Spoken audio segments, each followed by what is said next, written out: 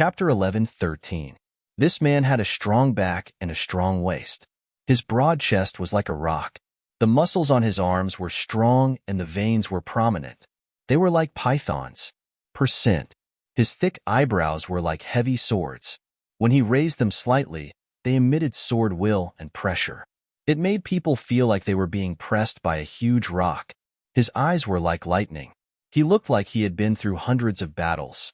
The devils looked at him with eyes full of awe. They stood solemnly and bowed their heads deeply. This man was the leader of the demons. People called him Saint King. 100 Faces' pupils shrank. He stared at Saint King. He guessed that he must be a big shot. As for who he was, he did not know. Saint King strode towards 100 Faces. Every time his feet landed, there was no sound. However, the ground cracked. The cracks were like dense spider webs. They spread in all directions. His huge body and 100 Faces' childlike appearance formed a huge contrast. It was like a giant and a dwarf. They were two extremes. The huge shadow and aura shrouded 100 Faces. 100 Faces' expression was normal. However, his heart was in turmoil. He realized that he had misjudged the situation. Although the devil who returned last time had a high cultivation base, there was a world of difference between him and the devil. This gave him the illusion that all the devils in the outer heavens were the same. They were no match for him. Therefore, he had great confidence in ruling over the demons. However, facing this person, he realized that he could not see through him. Without a doubt, this person's cultivation was higher than his. What was going on? Could it be that he had painstakingly summoned a ferocious tiger instead of a docile kitten in the end? The tiger was out of the cage. It was unstoppable. Moreover, the 100 Transformation Star-Lord was heavily injured. How could he possibly resist a saint? His heart was filled with mixed feelings. However, he did not show any fear. That was not his style. He looked at him as usual. He waited for him to break the silence. "Are you the one who activated the Mountain River blood sacrifice array?" The sage finally opened his mouth. His voice was like a great bell, piercing the ears like thunder. 100 Faces nodded. "Of course. Who else could it be other than me? The demons will remember this in their hearts.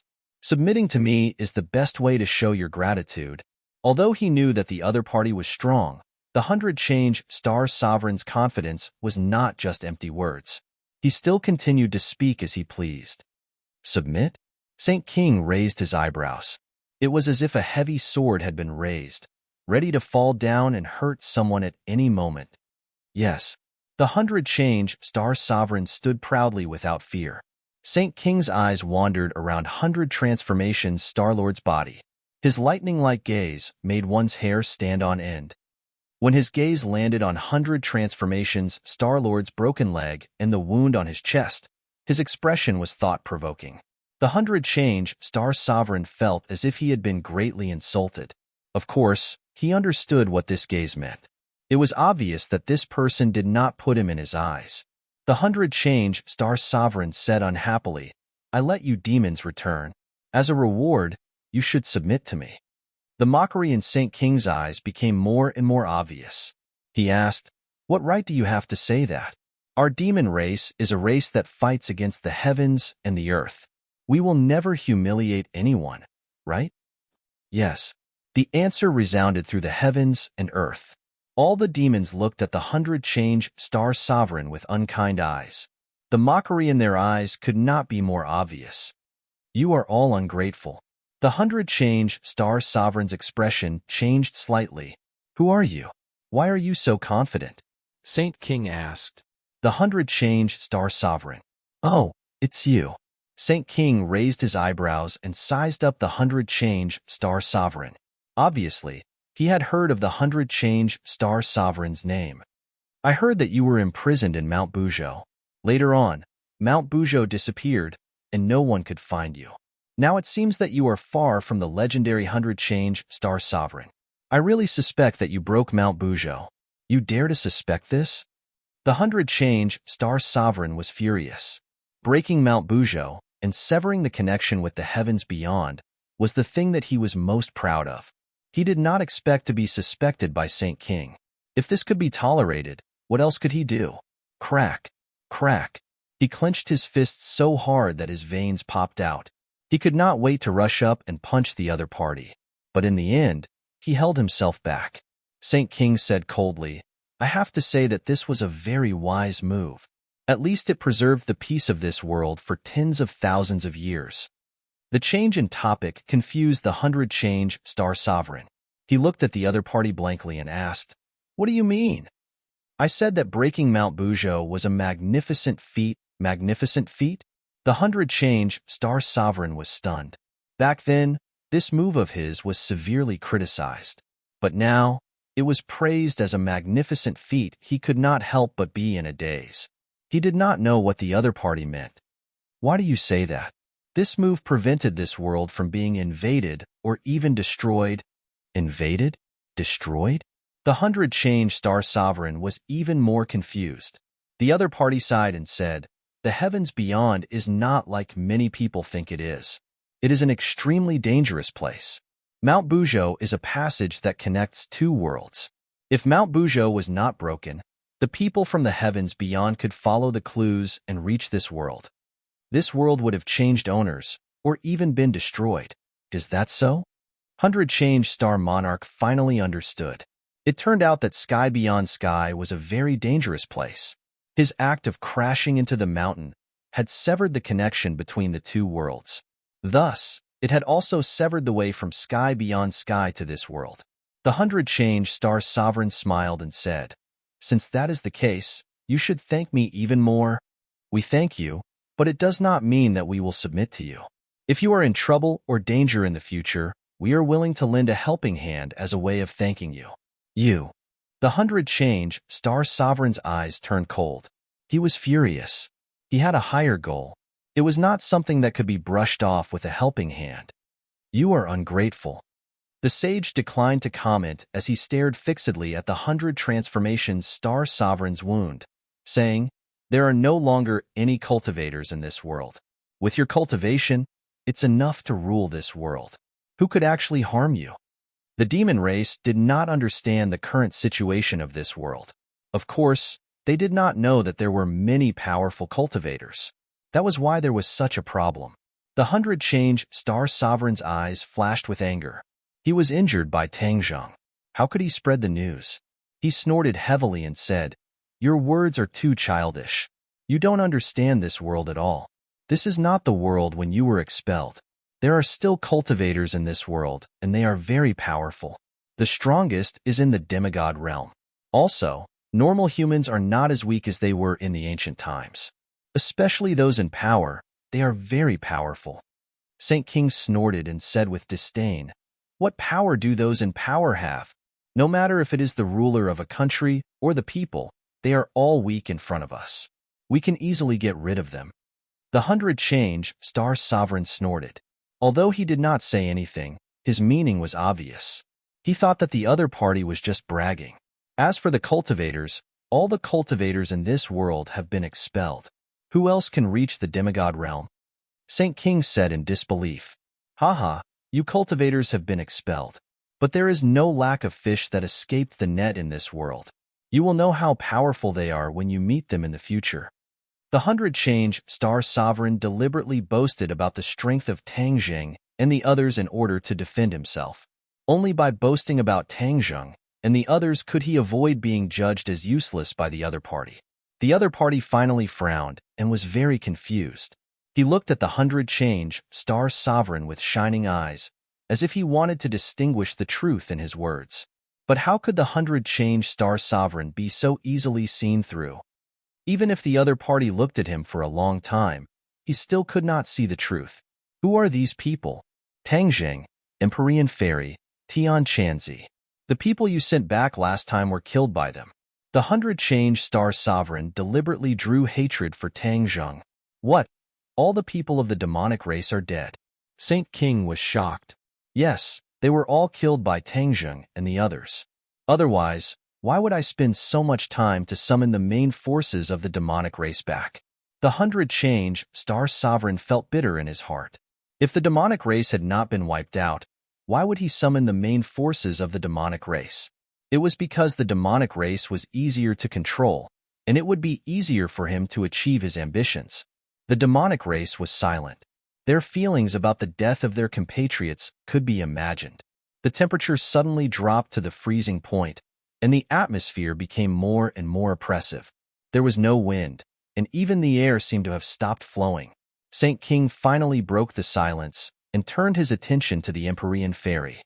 I have heard of the name Empyrean Fairy. Is she the daughter of the Emperor of Heaven? Didn't she die in the end when she assisted Emperor Qin to unify the Six Kingdoms? The Empyrean Fairy's background was not simple, and it was not surprising that the demonic race had heard of her. However, they were curious as to why the Empyrean Fairy could come back from the dead. The 100-change Star Sovereign shook his head suspiciously. When he was active, the Emperor of Heaven had not yet appeared. Naturally, he did not know about the Empyrean Fairy and the Emperor of Heaven, so he could not answer. Tian Chanzi? Is he the Tian Chanzi from Kingsaman? Didn't they say that he disappeared 1,000 years ago? Someone in the crowd muttered softly. Kingsaman?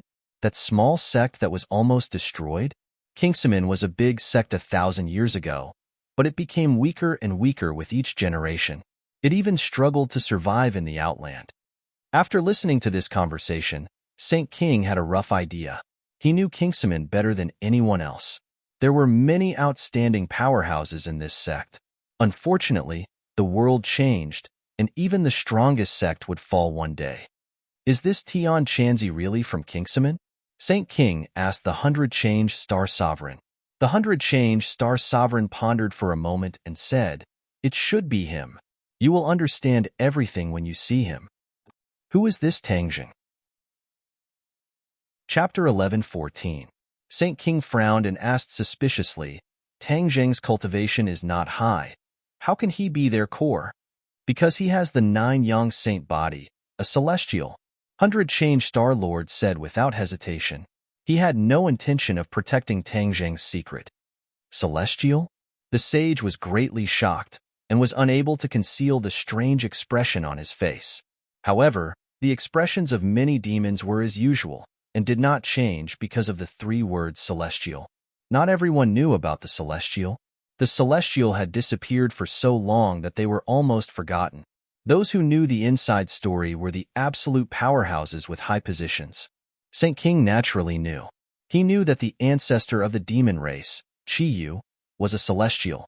His glory was not passed down by the later generations. But since then, the demon race did not have a celestial. Because of this, the demon race did not rise again. They were suppressed by the righteous path for a long time. Hearing that Tangjing was a celestial, Saint King's heart became excited. Could this be the will of the heavens? The demon race returned, and the celestial reappeared. Could it be that the demon race was destined to rise again? Moreover, there was no righteous path in this world. They were the only rulers. Even if there was no celestial, it would be difficult for them to meet a worthy opponent. Of course, if there was a celestial, it would be a different scene. Saint King naturally would not reject such a good thing. The 100 Transformations Star Lord did not know what the sage was thinking. Seeing that the other party seemed to be very interested, he hurriedly added, "If Tangjing is not eliminated, he will definitely become a big problem in the future. This is my experience, a lesson learned." The sage monarch's expression became more and more thought-provoking, making it difficult for others to see through him. There was even a trace of an imperceptible smile in his eyes. No wonder the 100 Transformations Star Sovereign was defeated time and time again. His opponent was a celestial. Then everything can be explained. How could a celestial be so casually dealt with by anyone? Even if a celestial was very weak. 100-change Star Lord did not know that he had shot himself in the foot. Instead, it made Saint King look at Tangjing in a new light. "Where is Tangjing?" Saint King asked. "He's..." Before the 100 Transformations Star Lord could finish his sentence, a loud voice suddenly sounded from afar. "I'm here." Tangjing took this opportunity to escape. He turned his head to look at the dumpling-like demons in the sky. His mind shook as he muttered to himself, "This is big trouble. I have to go back and discuss countermeasures with the others." When the demons returned, he and the people around him would definitely be the first to be affected. After all, He was irreconcilable with the demon race. They had fought many times, and with the 100 Faces Star Sovereign fanning the flames, the result was obvious. Young man, the demon clan is powerful. You must think of a way to deal with them. Otherwise, there will be endless troubles. The inner demons exhorted. They were closely related to Tangjung. They were bound together for good or ill. Naturally, they did not want anything to happen to him. Heart demon, do you have any ideas? Tangjung asked curiously as he tried any medicine he could think of. The inner demon stammered, no matter how powerful I am, I won't be able to help you. After all, I'm in your body, and my strength is restricted. Otherwise, I would definitely be able to make this group of demons never return. Tangjung curled his lips. If the inner demons were to be released, he would be the first to suffer. After all, the inner demons had suffered a lot in front of him. Moreover, the inner demons and Qi Yu were parasitized in his body. He did not know how to release them. Although I don't have a way, Qi Yu definitely has a way. The demon clan evolved from the Julie tribe. Therefore, Qi Yu is their ancestor. If he says something, maybe the conflict can be resolved. The inner demon suggested. Tangjung moved his head and suddenly realized, that's right. How could I forget about Qi Yu?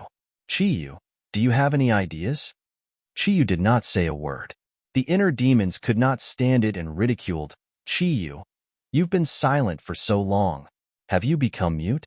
Tangjung also suddenly realized that Qi Yu was a little abnormal. It seemed that ever since the Mountain River Blood Sacrifice Array was activated, he had not said a word. No one could guess his thoughts. The two of them shouted a few times, but Qi Yu did not respond. This made the two of them mutter in their hearts and become suspicious. Inner demons, what's wrong with him? The inner demons muttered, he can't be thinking of some bad idea, right? His words came true. The War Soul Sword trembled violently and suddenly changed directions. It carried Tang Zheng and flew in the direction of the 100 Faces Star Lord. What's going on? Tang Zheng cried out in alarm. War Soul Sword, what are you doing? Tang Zheng moved his mind, trying to communicate with the sword spirit, but discovered that there was no reply at all. He had lost contact with the sword spirit. One had to know that ever since the War Soul Sword obtained the artifact Spirit Sword Soul, he could communicate with the War Soul Sword at any time. And control the War Soul Sword could be said to be as easy as ordering an arm. However, there was no reply at this time. This was extremely abnormal. Could it be that the War Soul Sword had been severely injured just now, so there was a problem? No. He immediately rejected this idea. Although the War Soul Sword was injured, it was not that serious. There must be something fishy going on. Qi Yu, are you playing tricks? The inner demons had an idea and asked loudly. Tang Zheng's head turned cold. Qi Yu, could it be that this was his doing? He was the master of the War Soul Sword. How could Qi Yu control the War Soul Sword?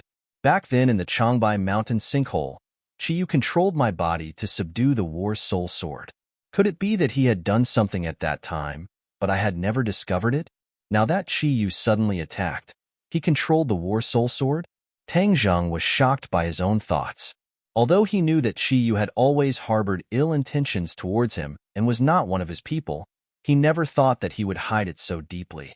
But at this time, Qi Yu suddenly attacked. What was his intention? Demon Clan. Without thinking too much, Tang Zheng guessed the answer. It was definitely the return of the Demon Clan's army, causing Qi Yu to finally take the risk and suddenly attack. He definitely had a plan, and the reason why he had been silent the entire time was definitely because he was silently brewing. However, he and the inner demons did not discover Qi Yu's wild ambition. The inner demons also thought of this and became flustered and exasperated. Qi Yu, you shameless guy, do you not want to live by doing this? When Qi Yu attacked, the inner demons and Tang Zheng naturally would not sit idly by. The three sides fought fiercely, fighting to the death. In the end, it was still unknown who would win.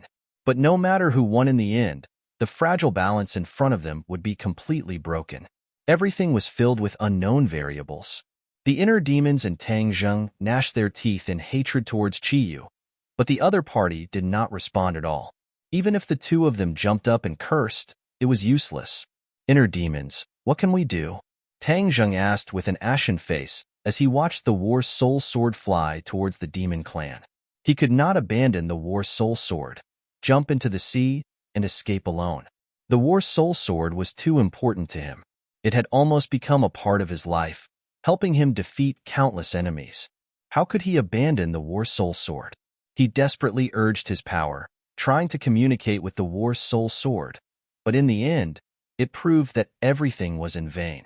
Chi-Yu, if you are heartless, I will not be righteous. I am not someone who can be trampled on. At worst, I will fight to the death.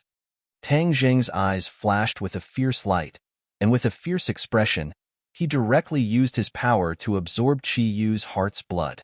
This was Chi-Yu's Achilles heel. Hiss hiss. Chi-Yu's heart's blood was immediately sucked out of Chi-Yu's heart, quickly flowing towards the Zifu Yuanying and fusing into the Yuanying. Yuanying's light shone brightly. The purple light was mysterious and noble. The meridians in Yuanying's body gradually condensed, especially the few main meridians that appeared one by one. It was as if a river had appeared on a continent, immediately becoming full of vitality. Yuanying's facial features also became clearer, no different from Tang Zheng's. Every organ and tissue, from the inside to the outside, and from the outside to the inside, condensed and formed. Seeing this scene, Tang Zheng was not pleasantly surprised. Although he knew that his cultivation was increasing and that the energy of Chi-Yu's heart's blood was extraordinary, his body would lose balance and even lose control. All of this was filled with unknown dangers. However, he did not retreat. He had already been forced into a desperate situation by Chi-Yu. If he took a step back, it would be a bottomless abyss. He would be completely possessed and his soul would scatter. He could accept failure, but he would not accept failure that he had never worked hard to achieve. Even if it was death, as long as he had worked hard, fought for it, and done his best, even if he lost, it would still be glorious. He desperately absorbed Chi-Yu's heart's blood, and the true Chi in his body advanced by leaps and bounds. Even the pure yang energy became restless, constantly running around in his meridians. It was a mess. It was a mess this time. Tang Zheng's cheeks were sometimes flushed red like burning charcoal, and sometimes his face was deathly white like layers of snow. It was constantly changing, and his entire body was emitting a strange aura. The inner demon sighed, Chi-Yu, you've really killed me. Humph, no matter what your plan is, I will never let you succeed. Chi-Yu and Chi-Yu were old rivals, so how could they watch him do this indifferently? Therefore, the inner demons immediately launched an attack. The consciousness of the inner demons extended, enveloping Chi-Yu's heart. A strange power instantly spread out.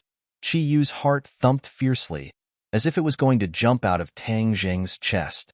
The violent heartbeat caused the blood in Tang Zheng's limbs and bones to quickly gather towards his heart. His entire body became unable to move, and he could only let the War Soul Sword carry him towards the demon clan.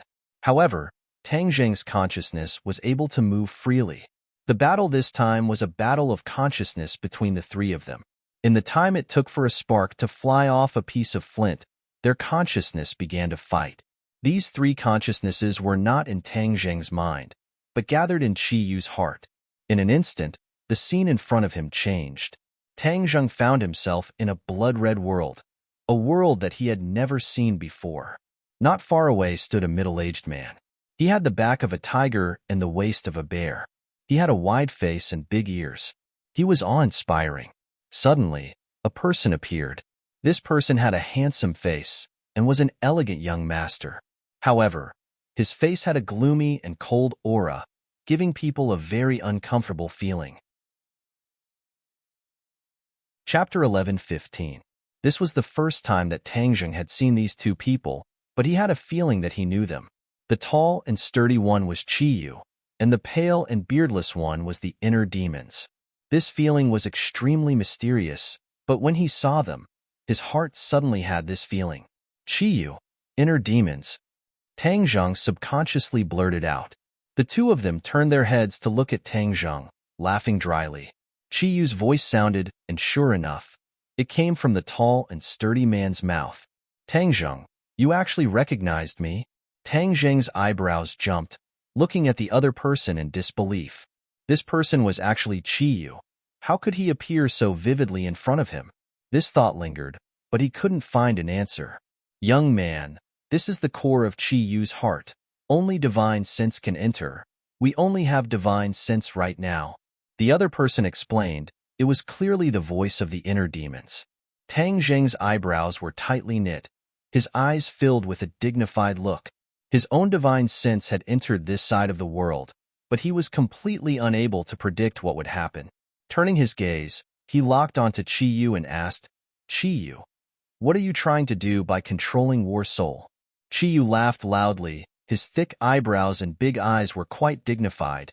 It was difficult to hide his confidence and arrogance, he said complacently. Of course it's to take back everything that belongs to me.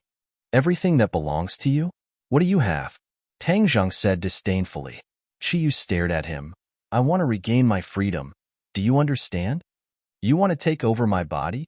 Tang Zheng was shocked. Chi-Yu's wolfish ambition had not disappeared. When the inner demons heard this, he flew into a rage. Chi-Yu, you are truly deranged. I finally understand why you chose this time. You want to use the demons that fell from the sky to achieve this goal, right? Since it has come to this, I don't want to lie to you. Inner demons, you are right. You and I have been enemies for many years. We have been fighting for so long. Today we will finally put an end to it. Chi-Yu said solemnly. The inner demons disdainfully snorted. Chi-Yu, you think too much. Back then you and the Yellow Emperor couldn't kill me. Now you think you can kill me? Times have changed. You are no longer the inner demons of the past. Moreover, this brat's inner demons have been expelled. Once I take control of his body, I can use this opportunity to imprison you in this body forever. When that time comes, what awaits you will be a prison that will never see the light of day. What can you do? Chi-Yu said jokingly. The inner demon's face suddenly changed, clenching his teeth. It was a long time before he burst out a sentence. Chi-Yu, you are so cunning, so ruthless. Haha, you and I are life and death enemies. To be kind to you is to be cruel to myself. Do you think I am that stupid? I can't kill you, but I can restrict your freedom forever. This feeling must not be good, right? Chi-Yu's eyes shone brightly.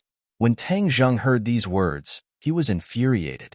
He was the owner of this body, yet he was being ignored in such a blatant manner. You want to take over my body? Did you ask for my permission? Tang Zheng angrily shouted in dissatisfaction. Chi-Yu rolled his eyes in disdain and said, Tang Zheng, I know you are absorbing the heart's blood. This can indeed weaken me and increase your cultivation. But once I take control of this body, increasing your cultivation will instead be beneficial. You can do whatever you want to absorb the energy of the heart's blood. Are you not afraid that I will absorb your heart's blood? Tang Zheng was puzzled. In the past, Chi-Yu was very afraid that he would absorb Chi-Yu's heart's blood. He was afraid that his strength would be weakened, and then the inner demons would gain the upper hand. I have carefully prepared for this for so long. How can a little fear make me give up halfway? Moreover, in such a short time, it is impossible for you to absorb all of my heart's blood. As long as the heart's blood does not dry up, then I can take over your body. Chi-Yu said ruthlessly. Tang Zheng was speechless. The inner demons were not to be outdone and said, Chi-Yu, do you really think I don't exist?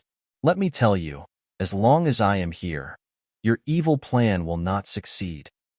Humph, then let's see if you have the ability to stop me. Chi-Yu was not afraid in the slightest. The inner demon's face was filled with anger. His figure flashed, and he pounced towards Chi-Yu. Chi-Yu stamped his foot. The space seemed to tremble, the empty space around him rippling.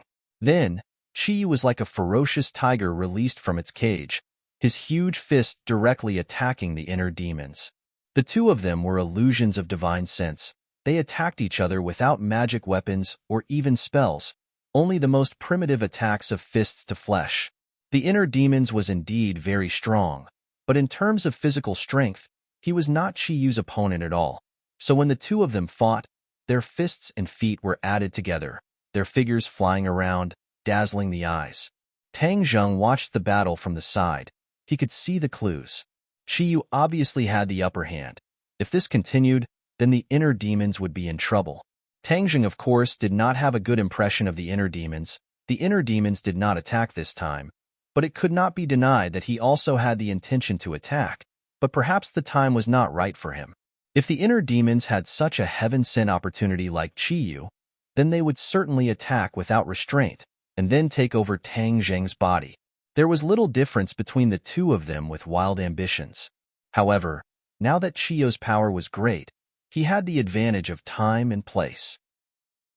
If he fought to the death and really occupied Tang Zheng's body, then with his identity, he would definitely be able to summon the demon clan and unify this world. Too many people would be in danger, especially Tang Zheng's family and friends, who would bear the brunt of it. Of course, he could not sit back and do nothing, so even if he knew the inner demon's evil intentions, he had to stand on the inner demon's side this time and join forces to fight against Qiyu. Whoosh! Tang Zheng's feet shook, and in a flash, he was behind Qiyu, punching at Qiyu's back. Qiyu seemed to have eyes on the back of his head. He did not need to look back to know that Tang Zheng was coming to attack. With a wave of his hand, his arm was like a cannonball, fiercely swinging back, smashing into Tang Zheng's fist. Bang! Tang Zheng's arms shook, and the intense pain eroded his nerves, causing him to cry out in alarm. He did not expect Qiyu's fighting strength to be so strong. A casual swing of his fist was so powerful that he could not even take one move. The horror in his eyes could not be concealed. Tang Zheng stared straight at Qiyu's back with his eyes wide open. Qiyu did not even turn his head after throwing out this punch. Obviously, he was very confident in this move. Or it could be said that he did not take Tang Zheng seriously at all. Tang Zheng looked at the inner demons again, and the look in his eyes changed. The inner demons seemed to be forced back by Qiyu, but after all, they still had the strength to fight. Although they looked battered and exhausted, in fact, their fighting strength was much higher than Tang Zheng's. Only then did Tang Zheng understand that he was blind. Although the inner demons were not outstanding in terms of physical fighting strength, after all, their foundation was there, and Tang Zheng could not catch up. However, Tang Zheng's biggest advantage was that he knew that there was a tiger in the mountain, but he still went to the tiger's mountain. He had already realized the gap between his strength and his opponents, but he did not admit defeat, nor did he give up. Like a flash of lightning across the sky, he jumped up again and rushed toward Qiyu. Qiyu's lips curled into a disdainful sneer. "Since you want to die, I'll fulfill your wish." Qiyu forced the inner demons back with one move, then turned around abruptly. His round eyes were like the eyes of a fierce beast, emitting a fierce light that made people shudder. But Tang Zheng persevered. With a low roar, he punched out with both fists towards Qiyu. Qiyu also threw out both fists, like an angry dragon rising out of the sea, setting off stormy waves. Bang! Bang! Two loud sounds rang out, and Tang Zheng let out a heart-wrenching scream. He watched as his arms were destroyed, his meridians shattered, his flesh and blood separated, revealing the eerie white bones. Then with a few cracking sounds, the white bones broke and finally turned into a wisp of smoke and disappeared without a trace. He became a cripple, losing both of his arms. The intense pain made Tang Zheng's eyes bloodshot, and his eyeballs almost popped out of their sockets. In particular, the mental stimulation was so great that he almost collapsed. He lost his mind, and it seemed that his whole body was about to fall apart. Qiyu looked at this scene and laughed complacently. "Tang Zheng, you overestimate yourself. In Qiyu's heart, how can you be my opponent? Moreover, I was at the peak of the Mahayana realm back then. How can a little Yuanying like you compare to me?" Tang Zheng clenched his teeth, resisting the piercing pain, and said, "Qiyu, do you think this can make me submit? No way. Humph, you don't know what's good for you. I'll deal with the inner demons first, and then I'll deal with you." Qiyu roared, and then fiercely attacked the inner demons. In an instant, figures flew, and the two of them fought fiercely. Tang Zheng watched this scene with his eyes wide open, seemingly powerless. Although his arms were destroyed, this was only his divine sense. His physical body was not destroyed. However, in reality, his entire body was covered in cold sweat, and the pain was accurately transmitted to every part of his body. This kind of pain from the divine sense was even more intense than a real knife or spear wound, making people wish they could die immediately. Tang Zheng's willpower was strong, but he was also a little absent-minded. His mind gradually lost control, and the speed at which he absorbed the blood essence became slower and slower. His cultivation had already increased a lot, but it was of no use. In front of him, the demon clan could already be seen from afar. He was very clear about what that black mass of people meant. Whiz! The flying speed of the war soul sword increased greatly, streaking across the sky, bringing with it a sound of breaking through the air, and then landed on the ground. Just at this time, a voice came from Saint King's mouth. "Where is Tang Zheng?" Tang Zheng's pupils constricted. His gaze was firmly attracted by Saint King. When he saw that tall and sturdy figure and powerful aura, he immediately realized that this person was an important figure in the demon clan. Chi Yu's evil plan succeeded, and really brought him back, causing him to fall into the wolf's den. Suddenly, a burst of intense pain attacked his mind again. He only felt that the sky and earth were spinning, and everything in front of him turned into nothingness. A voice came out of his mouth, but it was not him who spoke. Chapter 11:16. Under everyone's gaze, Tang Zheng's answer was like a clap of thunder, exploding in everyone's ears and attracting everyone's attention. Apex novel. The 100 Faces Star Lord suddenly turned around, his eyeballs almost popping out of their sockets. Tang Zheng. His voice was extremely long. Obviously, he was really shocked by this scene. The 100 Faces Star Lord gnashed his teeth in hatred when Tang Zheng retreated earlier. Now that the demon race had returned, he actually dared to return. Was he scared out of his wits? This scene was too inconceivable. Tang Zheng? The Saint King raised his thick eyebrows and stared at Tang Zheng suspiciously as he asked. The 100 Faces Star Lord's words were still fresh in everyone's mind. Tang Zheng was their enemy and had obstructed the demon race's return many times. Instantly, all eyes fell on Tang Zheng like the sharpest swords. Tang Zheng, or more accurately, Chi Yu, was indifferent and looked at everyone arrogantly like a general inspecting his soldiers. His eyes were sharp, and his expression was arrogant. The 100 Faces Star Lord could not believe his eyes. Was this still Tang Zheng? Why did he feel so different? It was as if he was a different person. This was the first time the other demons had seen Tang Zheng. Looking at this scene, they believed the 100 Faces Star Lord's words. Although Tang Zheng's cultivation was not very high, his aura was enough to convince many people with higher cultivation. The Saint King's heart was also stirred up. Only an expert would understand the value of such an aura.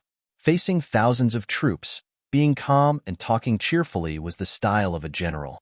However, compared to the person in front of him, such a person was still inferior. His demeanor was not something that could be faked casually. It was as if all the people in the world had to listen to his orders and were at his mercy. This was something that even a real expert could not have. The 100 Faces Star Sovereign naturally saw this as well, so his calm heart was stirred up by a storm. Why did Tang Zheng change so much in the blink of an eye? Could it be that he had been hiding his strength all along and was playing a game of cat and mouse with him? Humph, what Tang Zheng? Are you all blind? Chi Yu reprimanded domineeringly. It's not Tang Zheng? Saint King turned his eyes to the 100 Faces Star Lord with a questioning look. He's Tang Zheng. I broke one of my legs. How could I forget him? 100 Faces Star Sovereign shouted, but as soon as he finished speaking, he realized that something was wrong. His cultivation was higher than Tang Zheng's, but he still lost a leg. No matter who he told, it was not something to be proud of. On the contrary, it would make others look down on him. But what was said couldn't be taken back. His face was red as he looked at the others. Sure enough, he found that there was shock in the others' eyes, mixed with a trace of schadenfreude. The 100 Faces Star Lord was in a dilemma and almost suffered internal injuries. Saint King's focus was not on this. The 100 Faces Star Lord swore that this person was Tang Zheng, but he said that he was not Tang Zheng. What was going on? Who are you? Saint King asked sternly. I'm Chi Yu, the leader of the Ninely tribe. This sentence was more powerful than 10,000 claps of thunder. It immediately made people's hearts tremble and their minds become dizzy. Chi Yu was a real powerhouse in ancient legends. He was the leader of the Ninely tribe and the ancestor of the demon tribe. He was famous and everyone knew about him. But everyone knew that he died in the Battle of Zhuelu with the Yellow Emperor. From then on, the Ninely tribe fell apart and evolved into the Demon tribe. How dare you pretend to be the ancestor of Qi Yu? You deserve death. I must tear you into pieces to appease the soul of Qi Yu in heaven. Kill him! Kill him! The roars were filled with killing intent. They wanted nothing more than to tear the person in front of them into pieces. The 100 Faces Star Lord laughed disdainfully. He stared at Tang Zheng as if he was a madman and said, Tang Zheng, you're really amazing. You dare to pretend to be Qi Yu in front of the Demon tribe. Don't you know what Qi Yu means to the Demon tribe? Do you think that your life is too long and that you can't die quickly enough? Originally, he was worried that Tang Zheng would come back and have some tricks up his sleeve. But when he heard Tang Zheng say that he was Qi Yu, wasn't he seeking death? Suddenly, he looked like he was watching a good show. Maybe he even wanted to sit on a stool, cross his legs, and watch the show while eating melon seeds. In short, there was no need for him to do anything. The Demon tribe would fight to avenge him. However, there was one person who had a different reaction. Saint King. He narrowed his eyes slightly, and the light that leaked out from the slits of his eyes was like a scanner, able to detect even the tiniest detail and identify any clues. Saint King asked, What evidence do you have to prove that you're Qi Yu's ancestor? Qi Yu snorted heavily and said proudly, Finally, there's someone who's not too stupid. I didn't expect that during my absence, each generation was worse than the last. You've all become someone who has eyes but can't see. You. The Demon tribe was furious. He wanted to shout, but when he saw the look in Saint King's eyes, he immediately swallowed his disrespectful words. But the pairs of eyes were full of hostility. Obviously, they didn't really believe the other party's nonsense. 100 Faces mocked, Tang Zheng, don't pretend to be a ghost. You can't imagine what kind of person Qi Yu is.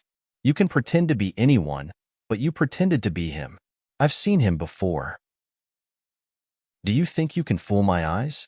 Qi Yu glanced at 100 Faces indifferently and said, 100 Faces, I didn't expect that after tens of thousands of years, you're still so stupid. Back then, when I broke Mount Buzhou, I only imprisoned you in Mount Buzhou. I was too kind to you. A guy like you who doesn't know the immensity of heaven and earth should have been killed long ago. If it wasn't for your father's great contributions, how could you live to this day? 100 Faces' expression changed when he heard this. Only the people involved knew this secret. With Tang Zheng's age and experience, how could he know what happened tens of thousands of years ago? 100 Faces stared at Tang Zheng as if he had seen a ghost and roared, Who are you? I've already told you, you fool. I'm Qi Yu. Impossible. Didn't the rumors say you were dead? Did you see me die with your own eyes? I didn't, 100 Faces said angrily. Before the Battle of Zhuelu, he had been imprisoned in Mount Buzhou. Of course, he didn't see Qi Yu die in battle with his own eyes. However, ever since he escaped, he spent a lot of effort studying the history of ancient times. The Yellow Emperor and Qi Yu were no longer in this world. Everyone from that era had long died, except for him. At this moment, he suddenly saw Qi Yu appear. It was obvious how he felt. I, Qi Yu, fought against the heavens and earth. How could I die so easily? Back then, I'll repay the Yellow Emperor and his descendants 100 times for what he did to me and the Ninely tribe. Who were the descendants of the Ninely tribe? Who were the descendants of the Yellow Emperor? In the Battle of Zhuelu, the Yellow Emperor unified the world. The Yellow Emperor's tribe expanded without restraint and occupied the vast central plains. In the end, they became the people of the world. In other words, all the people of Huaxia were the descendants of the Yellow Emperor. Qi Yu couldn't take revenge on the Yellow Emperor, so he could only take revenge on the descendants of the Yellow Emperor. That was to take revenge on all the people of Huaxia. This was a huge blow to him. But who was Qi Yu? He was an ambitious and ruthless person who kept his word. Since he said so, it meant that he thought so. Naturally, he would do so. In the end, the people who suffered would be the people of the world. However, no one present felt that there was anything wrong with his words. Instead, they became restless and eager to give it a try. Apart from taking over the world, wasn't the return of the demons for revenge? It was just to expand the target of revenge. Killing a few more people was a common occurrence for the demons. They wouldn't even bat an eyelid. Chiyu's aura was so imposing that no one dared to look straight at him. The Hundred Faces Starlord couldn't help but believe his words. This was because he gradually recalled that Chiyu had such a spirit back then. Was he really Chiyu? Why? Wasn't he Tangzheng? How could these two be the same person? Saint King's eyes flickered with a hint of surprise. If the other party was really Chiyu, it would definitely be good news for the demons. However, his understanding of Chiyu was only passed down from generation to generation. It wasn't detailed, so he subconsciously looked at the Hundred Faces Starlord. Among everyone, only the Hundred Faces Starlord had seen Chiyu before. Therefore, he had the most right to speak. Seeing that the Hundred Faces Starlord was silent, Saint King's heart moved. He already understood a little. However, this was a serious matter. He didn't rush to express his opinion. Instead, he probed, "May I ask what evidence do you have to prove your identity?" Chiyu waved his hand impatiently and said, "I don't have time to talk nonsense with you. Quickly set up the Julie Soul Transfer Formation and help me." Julie Soul Transfer Formation? Many people were baffled and confused. However, Saint King's eyelids twitched. He exclaimed, "How do you know about the Julie Soul Transfer Formation?" This was a secret of the Julie tribe. It was impossible for outsiders to know about it. Moreover, even among the demons, only a few people in the upper echelons of the demons knew about it. It was said that this was a formation invented by Chiyu. However, the use of this formation had always been criticized. This was because, after many generations of research, the demons still couldn't understand the use of this formation. However, every leader of the demons would be required to learn this formation when they inherited it. They would also organize people to practice the formation until they were completely familiar with it. The demons passed it down from generation to generation. Until today, this had never changed. The Julie Soul Transfer Formation was successfully passed down. Of course, there were people who questioned it. They felt that practicing this formation was useless. Why bother? However, it was said that this was instructed by Chiyu. Out of respect and remembrance for Chiyu, no one dared to disrespect this formation and let it stop being passed down. What is the Julie Soul Transfer Formation? The Hundred Faces Starlord had never heard of this formation. He was also shocked. When Chiyu saw the sage's reaction, he secretly let out a sigh of relief. In the end, these unfilial descendants weren't too stupid. They didn't let the inheritance of this set of array be severed. Otherwise, it would certainly spoil his great plan of 10,000 years.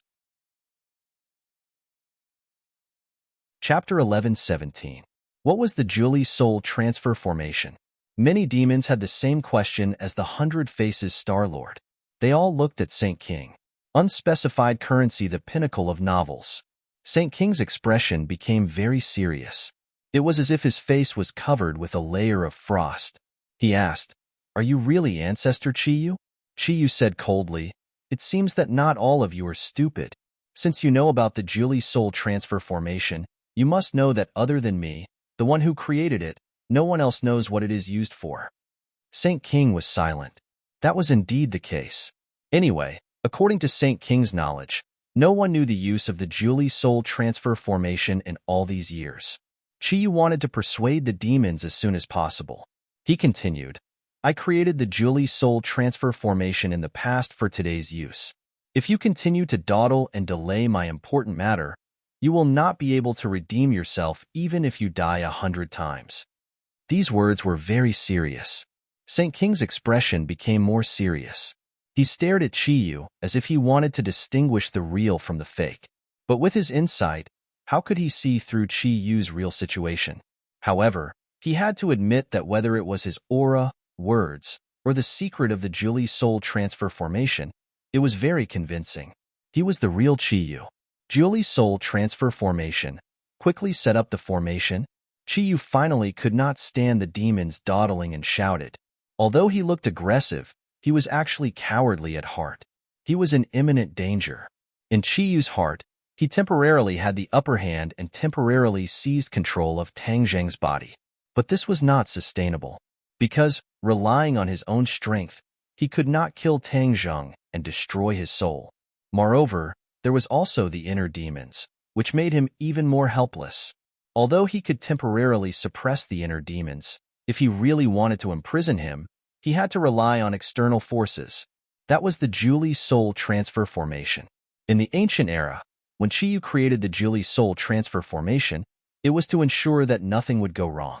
On the verge of death, he purposely used all of his power to seal a strand of his divine soul into Chiyu's heart. Chiyu's heart was sealed in the prehistoric heavenly tomb, waiting for the fated person. As long as someone obtained the heart of Chiyu, he would be able to possess another body and be reborn. However, things didn't go as planned. Chiyu hadn't expected that a new celestial would obtain Chiyu's heart. Celestials were not ordinary people. In order to ensure that nothing went wrong, he had to lie low and wait for the right time to possess this body. Although many things had happened afterward, the inner demons were still very confident in their possession because they had the Julie Soul Transfer Formation as a backup plan. This formation was a soul transfer formation, a sharp weapon for possession.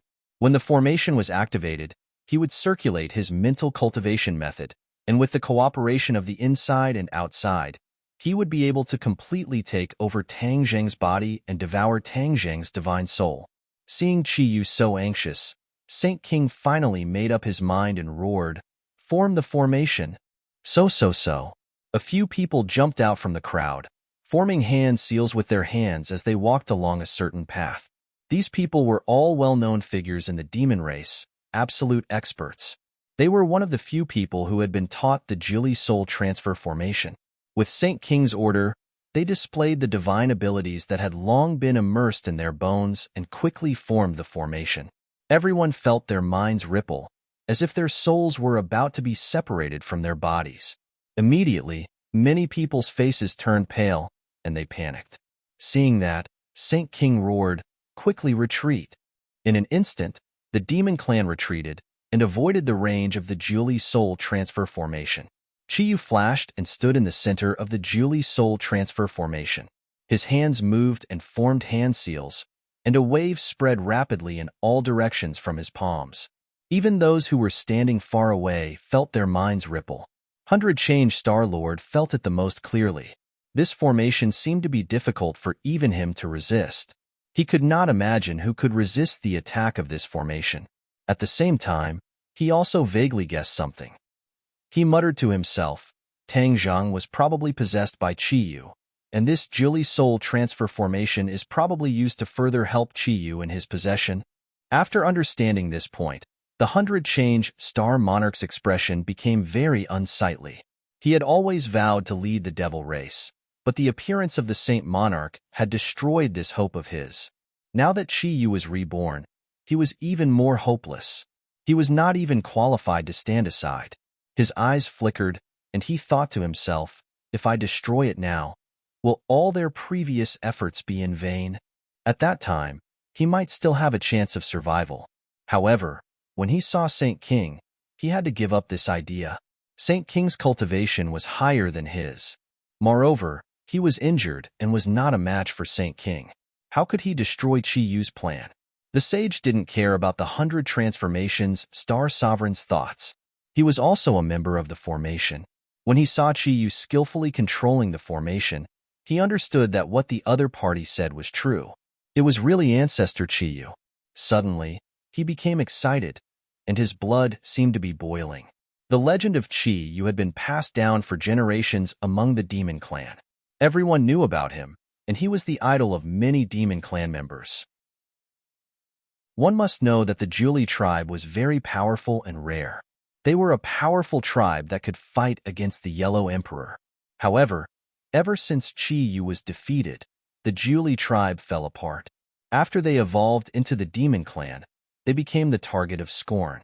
Everyone wanted to beat them up, not to mention fighting for the world.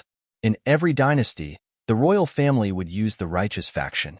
Many dynasties were even supported by the righteous faction. Although the demon clan did not give up and plan many wars, and even caused chaos in the royal court, causing chaos in the world and changing dynasties, they wanted to benefit from it. However, every time they fought, The establishment of a new dynasty was the success of the forces supported by the righteous faction. Although the forces supported by the demon clan were very powerful and took the initiative, they were short-lived in the end. The repeated failures caused the demon clan to suffer heavy losses. They lost face, and their morale was low. Every demon race clansman thought of this and couldn't help but grit their teeth in hatred. The demon clan wanted to make a complete counterattack. After this return, they would be the only ones left in the world. There would be no righteous faction. Then they could successfully control the world and wash away their shame. Moreover, even if the righteous faction returned, they would not be afraid. Because, with the reborn Chiyu, the righteous faction would be like chickens and dogs. They would not be able to withstand a single blow and would be defeated in a single blow. Perhaps, they still wanted to have a direct confrontation with the righteous faction and defeat them fair and square. Only then would they be able to wash away their shame and allow the demon clan to rise. These thoughts flashed through his mind. Saint King guarded his mind and focused on operating the formation. He looked at Chiyu with burning eyes. Chiyu's mouth gradually curved into a smile. The Julie soul-shifting formation was indeed extraordinary. His decision back then was really too wise. He had learned from the mistakes of others. Chapter 11:18. In Chiyu's heart, the inner demons took the lead and shouted, "Chiyu, what are you doing?" They had already been sealed in Chiyu's heart and did not know what was happening in the outside world. Naturally, they did not know that the Julie Soul Transfer Array had quietly been activated. Pinnacle Novel. Tang Zheng frowned as he stared at Chiyu. Chiyu laughed sinisterly. "Do you really think I am helpless? I, Chiyu, will never fight a battle that I am not confident in. Since I dare to act, I naturally have a plan." "What the hell is going on with you?" Tang Zheng did not care about the pain of his injuries and asked. He had already lost control of his body and did not know what was happening in the outside world. However, he knew that the situation outside was not optimistic. Based on the speed of the War Soul Sword, he had already returned to the land. He was afraid that he was surrounded by demons. Chiyu's thoughts could not be clearer. He wanted to take advantage of this opportunity to gather his former subordinates. If he really succeeded, the strength of the demon clan would increase greatly and there would be endless disasters. This world would really be hopeless.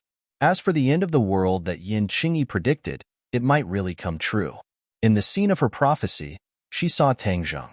Could it be that at that time, it was no longer Tang Zheng, but the big Chiyu who had occupied his body?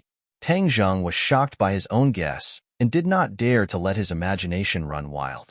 He only hoped that there was a way to get out of this predicament and regain control of his body. However, the situation in front of him was not ideal. This sudden appearance of power caused him and the inner demons to tremble from the depths of their souls, as if they could be destroyed by this power at any time. Chiyu enjoyed this feeling very much. He looked at the two of them playfully and said, "There's no harm in telling you. This is the Julie Soul Transfer Array that I specially prepared for you. I have been preparing it for tens of thousands of years. Today, it has finally come in handy." Julie Soul Transfer Array? What's the use of it?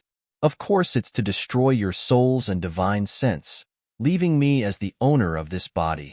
Chiyu raised his head and said proudly, "You think you can occupy it just because you say so? What do you take us for?" The inner demon was furious. Tang Zheng retorted with a livid expression, "Chiyu, even if I die, I will never let you off easily." With that, he tipped his toes and rushed up again. Although he had lost both of his arms, he had not completely lost his offensive capabilities. His speed was extremely fast, like a bullet. With a whoosh, he arrived in front of Chiyu. "Freeze!" Chiyu lightly glanced at Tang Zheng. He pointed his finger at the void and roared loudly. Tang Zheng found that he had lost the ability to move. It was as if he had been immobilized. He was unable to move and was suspended in front of Chiyu. Tang Zheng's eyes turned as he looked at this scene in disbelief. He tried to regain his freedom, but he found that there was no way. A mysterious and invisible power had firmly imprisoned him and lifted him up. This is the power of the Julie Soul Transfer Array. You have finally experienced it. You should be able to die in peace. Yu said with killing intent, his eyes flashing. In the next second, Tang Zheng felt as if that mysterious power was about to tear him apart. The intense pain caused his face to look extremely sinister. No, Tang Zheng hysterically resisted. However, all of this was pale and powerless. It had no effect at all. Pu. His legs were torn apart. His broken legs were torn apart by that mysterious power and disappeared without a trace. Tang Zheng screamed. That pain had almost completely destroyed his nerves. But in the end, he clenched his teeth and endured. That was because when he saw the sinister smile on Chiyu's face, he was unwilling to die like this. As expected of a celestial, even if your cultivation base is weak, your willpower is definitely not something an ordinary person can compare to. Chiyu praised, but he didn't take it to heart.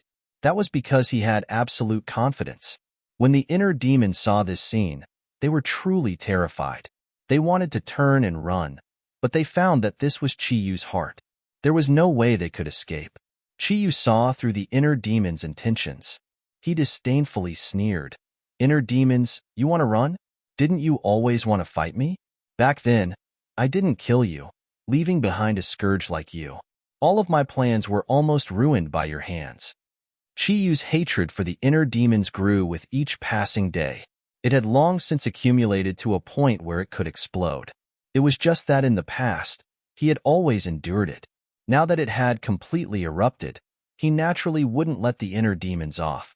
You have nowhere to run. Come back. Chiyu grabbed at the inner demons. Although there was a distance between them, that mysterious power immediately enveloped the inner demons.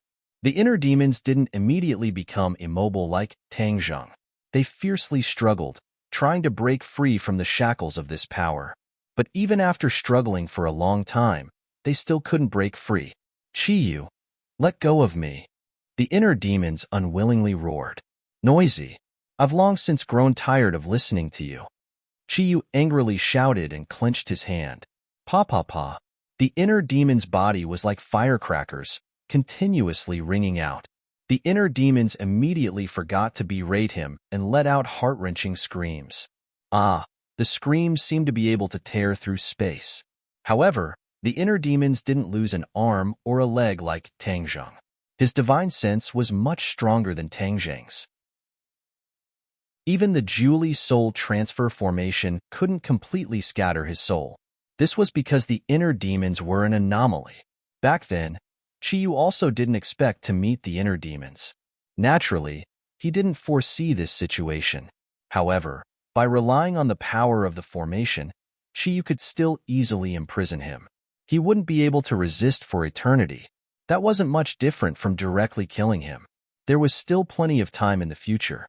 Instead, he could torture him, which was even crueler than directly killing him. Stop! The inner demons finally recovered and roared loudly. Chiyu was unmoved and said, Stop dreaming. Do you think I'll stop? You can slowly enjoy the feast I've prepared for you. As soon as he finished speaking, a bright light lit up on the inner demon's body. This light grew brighter and brighter until it was like sunlight.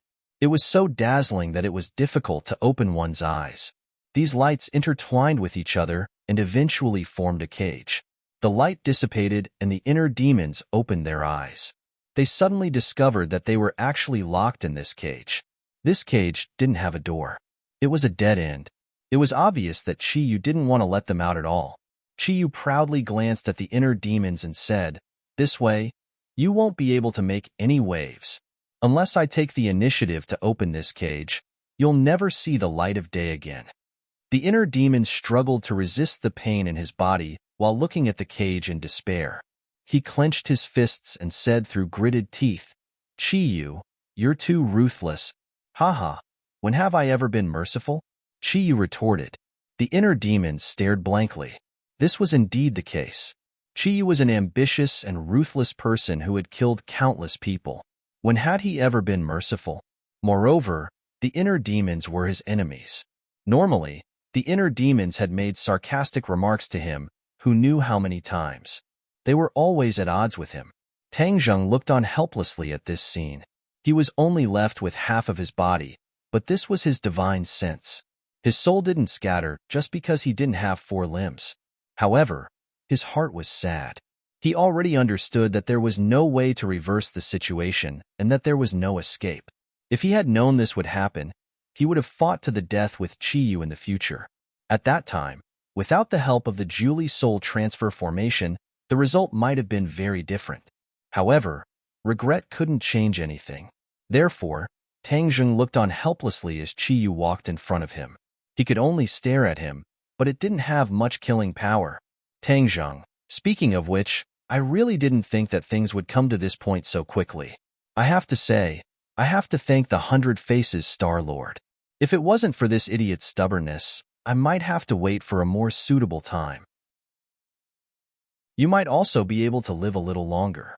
However, there are no ifs in this world. Now that things have come to this, there's no turning back. I can't let you go. The only way is to kill you and scatter your soul. Only then can I truly take over this body.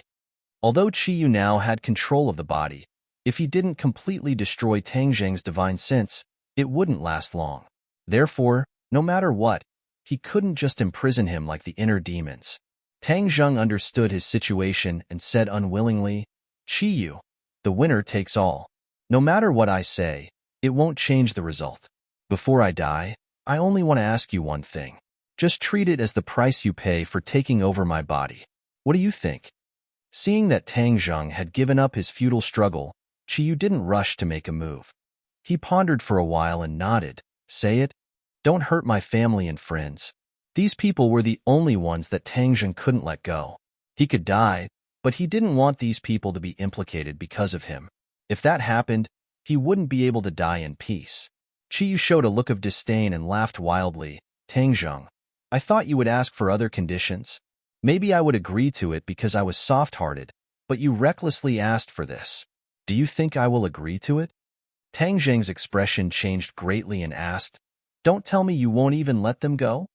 During the time I was in your body, I understood one thing, and that is that the people around you, although many of their cultivations are not very high, they all have one thing in common, and that is their unswerving loyalty to you. If they knew that you died in my hands, how could they let go of this hatred and live peacefully with me? Chiyu asked. Tang Zheng's eyes darkened. He understood that Chiyu was telling the truth, but at the same time, Chiyu didn't even let these people go. Tang Zheng flew into a rage and roared, Chiyu, why are you so ruthless? They can't threaten you at all. Haha, they can't threaten me for the time being, but that doesn't mean they can't threaten me in the future. I don't like to leave behind future troubles. But you did remind me of one thing. Once I succeed in taking over your body, your family and friends won't know that the owner of this body is no longer Tang Zheng. They will deliberately think that I am you. Hee, maybe it's not impossible to not kill them for the time being. Besides, you have a few beauties around you. Chapter 11:19. In the face of Tang Zheng's roar, Chiyu was incomparably excited. He said coldly, Don't worry, I'll have them accompany you very soon. So go to hell. With a grab of the big hand, Tang Zheng found that his brain was firmly grasped by a force. It was incomparably painful, and his brain was about to explode. He screamed again, but it was no use. His eyes were wide open, as if they were about to explode. When the inner demons saw this scene, they were powerless. Despair appeared in their eyes. In the end, they directly turned their heads away, unable to bear to watch this scene. Because their fate had fallen into a hopeless situation because of this. Tang Zheng felt that he was really going to die. There was no turning back. His brain was about to explode, and a crack appeared on his glabella. Suddenly, a golden light rushed out from this crack, dyeing the surroundings golden yellow. A majestic force soared into the sky. Chiyu cried out in alarm and roared, What's going on? The inner demons hurriedly turned their heads, just in time to see this scene. They saw the golden light enveloping Tang Zheng's body, and the pain on his face actually weakened bit by bit. Dragon's might? The inner demons cried out in alarm. A glimmer of hope appeared in Tang Zheng's despairing heart. He felt his whole body relax. The golden light was actually gushing out from the dragon seal. Within the dragon seal, the golden dragon was vivid and lifelike. It shook its head and wagged its tail. With a dragon's roar, it rushed out of the dragon seal and swam around Tang Zheng's body. Immediately, Tang Zheng was enveloped in an intense golden light, exuding a mysterious aura. Seeing this scene, Qiyu cried out, "What's going on?" Of course, he knew that Tang Zheng had the dragon seal, but he didn't think that the dragon seal would be of any use. In the end, he had great confidence in his Julie soul transfer formation. However, when he discovered this scene, he was a little at a loss. His eyes flashed with a complicated expression as he stared at Tang Zheng. He grabbed with his hand, but the power of the array was unable to deal with Tang Zheng. On the other hand, Tang Zheng's arms and legs grew at a speed visible to the naked eye. Qiyu's eyes widened as he realized that something was wrong. However, he could only watch all of this happen helplessly. Just like Tang Zheng before, he was completely powerless to resist the power of the formation. The eyes of the inner demons lit up, and a smile gradually appeared on his face as he laughed maniacally. "Ha ha, Qiyu, didn't you boast about your success? What about now? Heh, this young man is indeed extraordinary. The dragon god arts that he cultivates, even you didn't have the chance to cultivate it back then." Since ancient times, dragons had always been very mysterious. Even the ancient times were no exception. Of course, Qiyu was not as lucky as Tang Zheng to be able to cultivate the dragon god technique. As for the mysteries and wonders of the dragon god technique, he knew nothing about it. You want to turn defeat into victory? Dream on. Qiyu roared with indignation. His body flashed, and he attacked Tang Zheng with both of his fists. The terrifying power of his attacks caused the air to tremble. However, Tang Zheng did not move at all. He saw the two fists, but he was now entangled by the golden dragon and could not move at all. He could only watch as the fists grew bigger and bigger and came crashing down on his head. Roar! With a dragon roar, the golden dragon opened its mouth towards Qiyu. A beam of golden light shot out of the dragon's mouth and blocked the two huge fists. Qiyu's expression changed drastically, and he could not move forward anymore. A layer of golden light gradually appeared in Tang Zheng's eyes, and his arms and legs grew back. Suddenly, he found that he could move again. He threw a punch, and the golden dragon entwined around his arm. The dragon head and the fist merged into one, and a sword projection flashed, colliding with Qiyu's fist. Boom! With a loud noise, Qiyu staggered back and fell to the ground. The golden light on Tang Zheng's body gradually dissipated, and he returned to his original appearance. However, the golden dragon spat out a golden dragon pearl from its mouth. The golden light flickered, and a golden line was drawn out from the dragon pearl like a silk cocoon. It flew lightly to the top of Tang Zheng's head, and slowly extended into the top of his head. In an instant, Tang Zheng seemed to have become transparent, and the golden line in his body could be seen clearly. At the same time, the ninth meridian in Tang Zheng's yuanying was completely formed. His cultivation improved by leaps and bounds, and he instantly reached the ninth stage of the yuanying realm. The continuous absorption of Qiyu's blood was completely integrated into his yuanying. His cultivation improved again, and he reached the first stage of the divine transformation realm. Pa, pa, pa. A series of strange sounds came from his body, and at the same time, Tang Zheng slowly regained control of his body. Qiyu noticed this and screamed in shock. How could this be? The Julie soul shifting formation had also failed. This was a trap that he had carefully prepared for tens of thousands of years, but it was broken by Tang Zheng so easily. Qiyu realized what kind of situation was waiting for him. His heartstrings trembled, and he actually felt a trace of fear. He could actually feel fear. Not many people would believe him if he told them. But at this moment, he truly experienced this feeling. Tang Zheng regained control of his body, and when he looked around, he was shocked. He had indeed returned to the demon race, and there were demons all around him. What should he do? However, he did not have time to pay attention to the other demons for the time being, because the battle in Qiyu's heart was not over yet. Qiyu resisted again, and fiercely attacked Tang Zheng. Break! Tang Zheng growled and punched out again. The entire space trembled violently, as if it was about to be shattered by this punch. Bam! Crack. The two fists collided, and Chi Yu's arm was twisted and broken at a speed visible to the naked eye. In the end, Chi Yu flew back like a kite with a broken string. Tang Zheng did not give him a chance to breathe. This time, he was determined to completely destroy Chi Yu. Chi Yu was also aware of this. While still in midair, he reacted and used the last bit of his power to mobilize the last bit of power of the Julie soul-shifting formation. Soul-shifting formation. Chi Yu roared. Bam, bam, bam. A series of explosions sounded, and the members of the Julie soul-shifting formation exploded one after another, turning into pools of blood. Except for Saint King, who luckily escaped, no one else survived. This unforeseen event really frightened many people. The people of Demon Race looked as if they had seen a ghost. They looked at this scene in disbelief, and many people screamed at the top of their lungs. Saint King's face suddenly changed, and he asked, "What's going on?"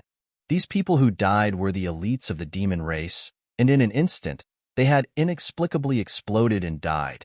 The blow to him was self-evident. Saint King stared at Tang Zheng, hoping that he would give him an answer.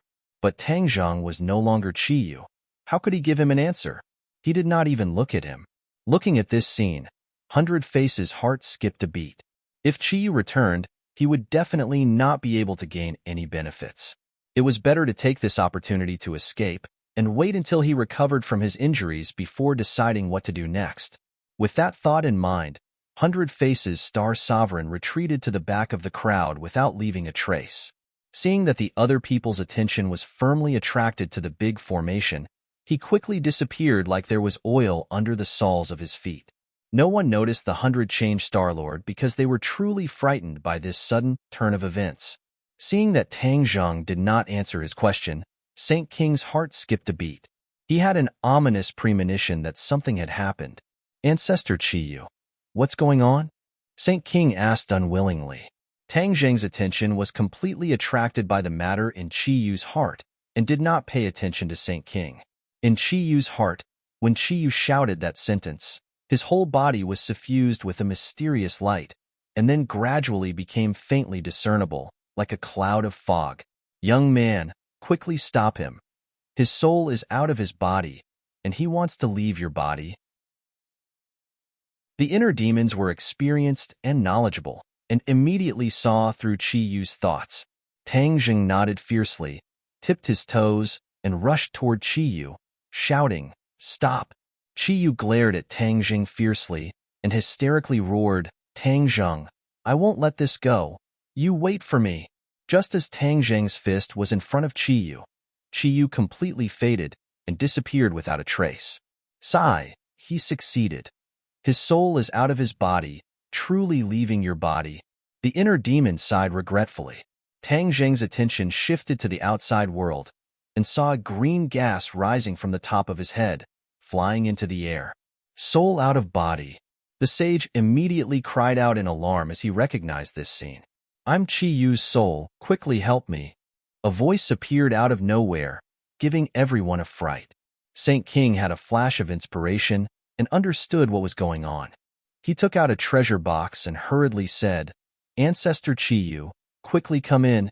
The treasure box lit up with a ray of light, and the green gas was sucked into it. Tang Zheng saw this scene, but he did not have time to stop it, because all of this happened too quickly. Chi Yu didn't die. Tang Zheng fiercely clenched his teeth and stared at the treasure box, wishing he could immediately rush over and snatch it back. "Kill this brat." Chi Yu's voice came from the treasure box. He was only a strand of soul and could not take the initiative to attack people, so he could only give orders to the other demons. Saint King also understood.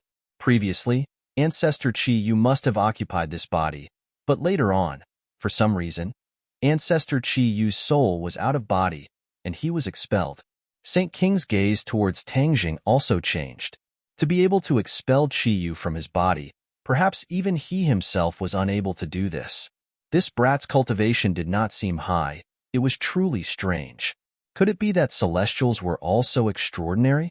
Saint King could not understand Tang Zheng, but since Chi Yu had given the order, he could only carry it out. Thus, he hurriedly ordered his subordinates, "Kill him." Some of the demons did not react. Weren't they so respectful to this person just a moment ago? Why did they want to kill him now? These doubts flashed through their minds, but the demons still attacked Tang Zheng. Chapter 11:20. Demon Clan rushed over. Tang Zheng waved his hand, and the War Soul Sword on the ground flew into his hand. However, the War Soul Sword started to tremble violently, as if it could leave his hand at any time. Pinnacle Novel. Tang Zheng frowned. Previously, the War Soul Sword was controlled by Qi Yu, but now, it seemed that the War Soul Sword was still under Qi Yu's control, and he was actually unable to communicate with the War Soul Sword. Of course, he could not let the War Soul Sword return to Qi Yu's hands. With a thought, he kept the War Soul Sword into the Sumeru world, cutting off the connection with Qi Yu. He immediately took out the heaven-shocking bow and the sun-shooting arrow, bent the bow and knocked the arrow. With a whoosh, the sun-shooting arrow flew out, piercing through the bodies of the few demon clans at the front, and then whistled through the crowd. Puff, puff, puff. Blood splattered everywhere as people fell under the sun-shooting arrow. Seeing his clansmen fall one by one, Saint King's eyes were filled with killing intent. He snorted heavily and said, "You're really strong. Fall down for me." The sage spread out his palm, and a fist-sized axe appeared in his palm. The axe radiated a great amount of light and suddenly became bigger. In the end, it turned into a huge axe, and on its surface, there were complicated veined patterns engraved. Holy artifact! Tang Zheng's pupils constricted as he immediately recognized it. You still have some eyesight. It's your honor to die under my heaven-splitting axe. Saint King pointed his finger, and the heaven-splitting axe flew into the sky. It descended from the sky and fiercely chopped towards Tang Zheng. Tang Zheng snorted coldly and said, "You should leave this honor to yourself." Tang Zheng moved his mind, and the sun-shooting arrow flew back, transforming into a ray of light, and collided with the heaven-splitting axe. Flowing light overflowed with brilliant colors as it spread out in all directions. The few individuals standing at the very front were affected, and they were directly sliced apart at the waist by this streak of light, dying on the spot. It was a bloody scene. Tang Zheng didn't even blink because he retreated a few meters before he could stabilize his body. He stopped and looked at Saint King in shock. He couldn't see through Saint King's cultivation, but there was no doubt that it was higher than his. Moreover, he had the help of a divine weapon like the heaven-splitting axe. Tang Zheng understood that he was no match for him, so he decided to retreat. He didn't want to face the Devil Race's army head-on. If not for Qi Yu's return, he would have returned to Huaxia long ago. The demon race had the advantage in numbers. Moreover, even Qi Yu had appeared, so he didn't dare to stay any longer. Seeing the sky-splitting axe attack again, Tang Zheng hurriedly dodged, trying to dodge. However, the sky-splitting axe's attack was fast, ruthless, accurate, and flexible. Tang Zheng had nowhere to hide. At this critical moment, a light flashed in Tang Zheng's hand as he summoned the holy armor shield. Bang! A sound wave spread in all directions, and Tang Zheng flew far away like a cannonball. He landed heavily on the ground and spat out a mouthful of blood. Saint King's strength was too strong, and Tang Zheng was no match for him at all. He leaped up like a carp and got up again. He rushed toward the cliff not far away and jumped off the cliff. Whoosh! The War Soul Sword flew back into his hand at the speed of lightning. Splash! Water splashed everywhere, and he fell into the sea. Saint King also caught up, but looking at the boundless sea, he stomped his feet unwillingly, but there was nothing he could do. How useless! You actually let him escape. Qi Yu's voice sounded again, and he reprimanded sternly. Saint King lowered his head and didn't dare to refute. A person's name, a tree's shadow.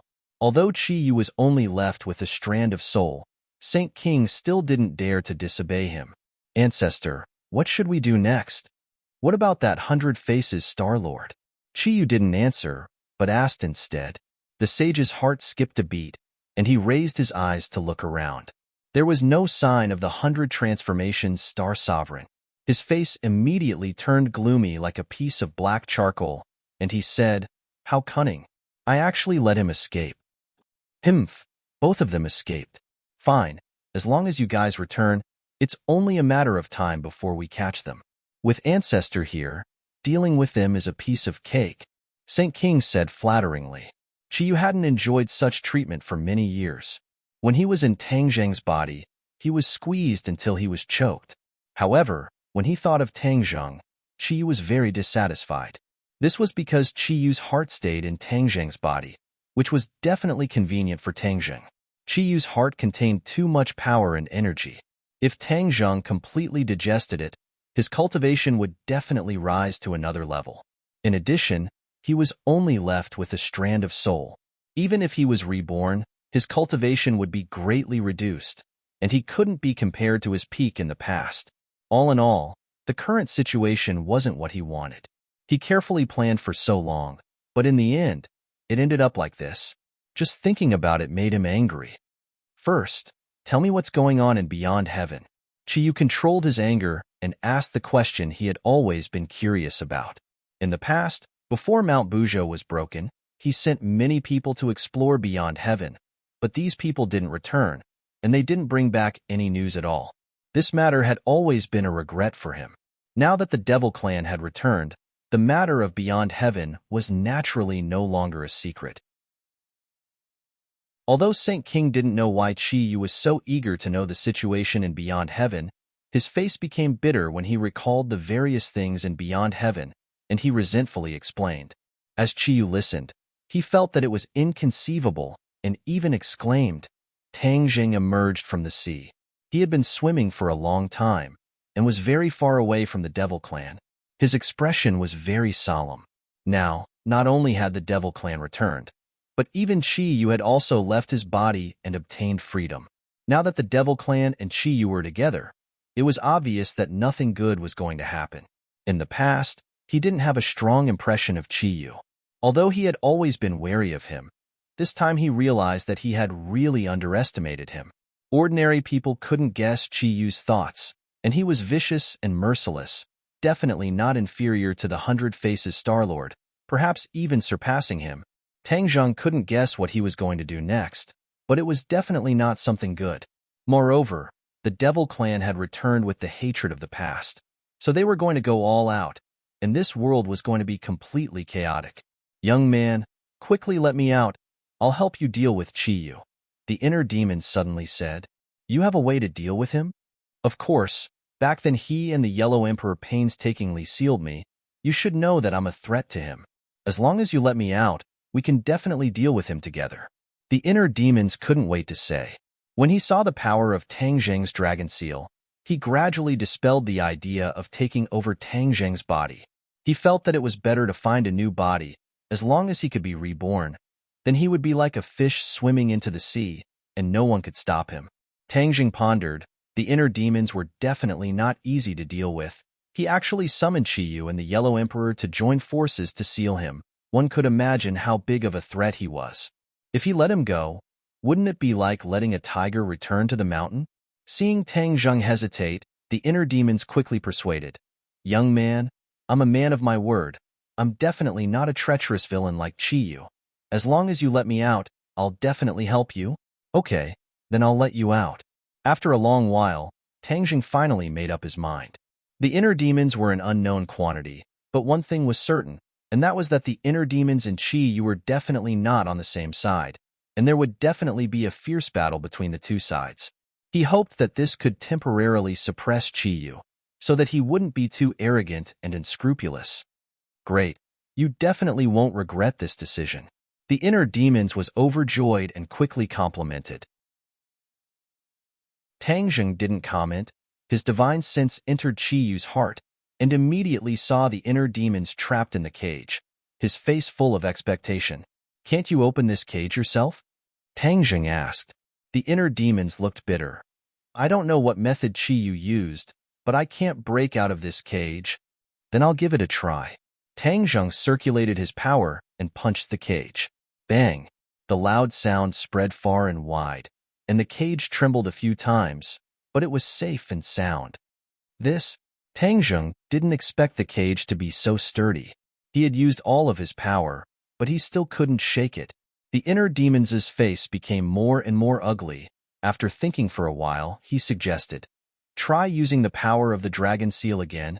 Okay. Tang Zheng circulated the dragon god technique, and the golden dragon immediately flew out of the dragon seal and coiled around his arm. Roar. Amidst the dragon's roar, Tang Zheng's fist once again hit the cage. Bang. The sound was louder, and the trembling was more intense. But in the end, the cage still steadily stopped, and there was no sign of it being damaged. The inner demons rolled his eyes and almost fell to the ground, exclaiming, "Impossible! How is this possible? There must be a way to open this cage." Tang Zheng remembered Qi Yu's words and said, "Qi Yu once said that other than him, no one else can open this cage." The inner demon shook his head and said, "Impossible. That was just a trick he used to scare people. There must be another way." Tang Zheng shrugged and said, "I've already tried. You saw it too. I can't open the cage, so I can't let you out." Tang Zheng said that this was the will of the heavens, although he wanted to use the inner demons to suppress Qi Yu. But now it seemed that this beautiful hope had been shattered. In fact, this wasn't necessarily a bad thing. After all, the inner demons was an unknown factor, and if he was more dangerous than Qi Yu, then he would have no chance of winning against two powerful enemies. He withdrew from Qi Yu's heart and looked in the direction of the island nation. The wind had long since faded, and there were no dark clouds. Perhaps the rest of the world still didn't know that the island nation had changed, that this country had already perished, and that the people living on it were a group of even more ferocious people.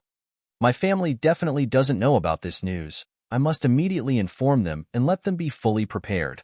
The demon race definitely won't just stay on this tiny island nation. They will definitely return to Huaxia.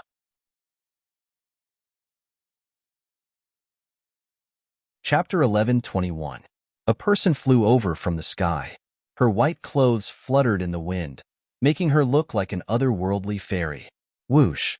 Even though they were far apart, Tang Zheng was able to recognize her from her familiar aura. He leaped up and flew up from the sea. He rushed into the air and shouted, "Fu Yao!" The Empyrean fairy looked down and saw Tang Zheng. She asked in surprise, "Why are you here?" The two of them landed on the surface of the sea. Their feet stepped lightly on the water as if they were walking on flat ground. Tang Zheng sighed, "It's a long story. Why are you here?" The Empyrean fairy could not hide the seriousness between her eyebrows. She glanced in the direction of the island nation and said, "I found a strange phenomenon in the island nation. Did something happen?"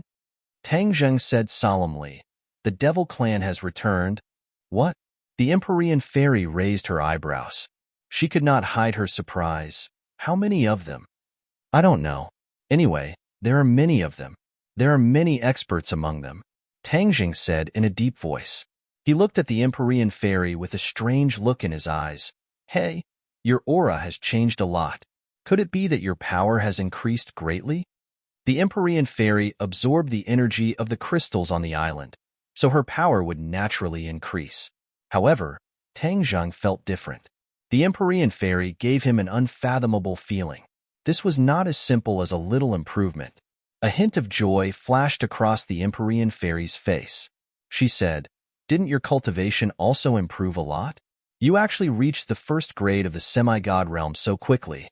Did you have a fortuitous encounter?" Tang Zheng smiled bitterly. "It's not a fortuitous encounter. It's just a narrow escape. I almost lost my life." After a pause, Tang Zheng asked again, "What's your cultivation level?"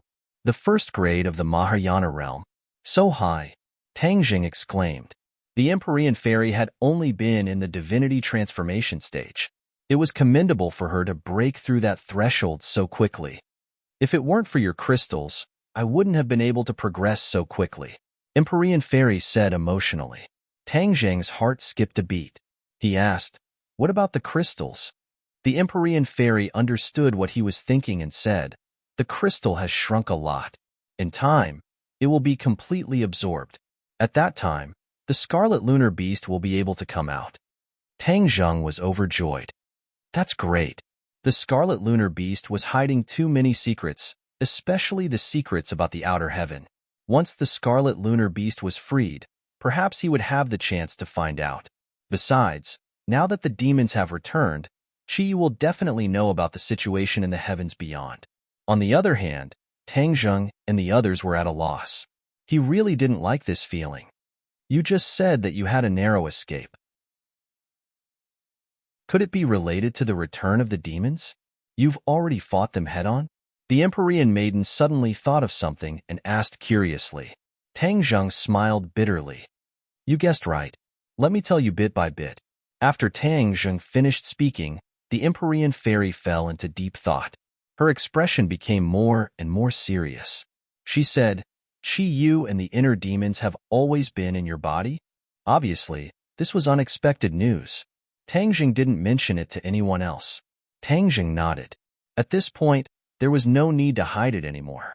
The Empyrean fairy looked at him deeply. She didn't pursue the matter. She understood that everyone had their own secrets. It was impossible to tell everyone. The ever-changing Star-Lord is such a troublemaker. He actually activated the mountains and rivers blood sacrifice formation and used the lives of an entire nation to summon the demons back. He's insane. The Empyrean fairy said in a stern voice. At this point, we should think of a countermeasure. The demons have Qi and so many experts. We may not be their match. Tang Zheng said in a deep voice. The Empyrean fairy nodded. If I didn't meet you, I would definitely make a trip to the island nation. Since that's the case, there's no need to go. The Empyrean fairy wasn't afraid of the demons. She knew that what was done. Even if she went to the island nation, she wouldn't be able to change the situation. On the contrary, it would let the demons know that she had reached the Grand Ascension realm. They would be more cautious and have fewer openings. The demons were currently very arrogant. They would definitely make a rash move and make mistakes. Once this mistake was made, they would be able to give them a fatal blow. This was a brilliant countermeasure. Tang Zheng was extremely intelligent and immediately understood the Empyrean fairy's thoughts. He said, Let's go home first. In the capital, when they returned, they found that there were many strange people around their house. However, because of the protection of the formation, these people could only watch from afar and couldn't set foot in the villa. When they saw Tang Zheng return, there was a strange movement in this group of people. Tang Zheng coldly swept a glance and saw a person walking over with large strides. Tang Zheng stopped and narrowed his eyes.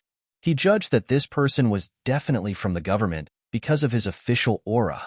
Sure enough, this person walked in front of Tang Zheng and said with a serious expression, Tang Zheng, please come with us and cooperate with an investigation.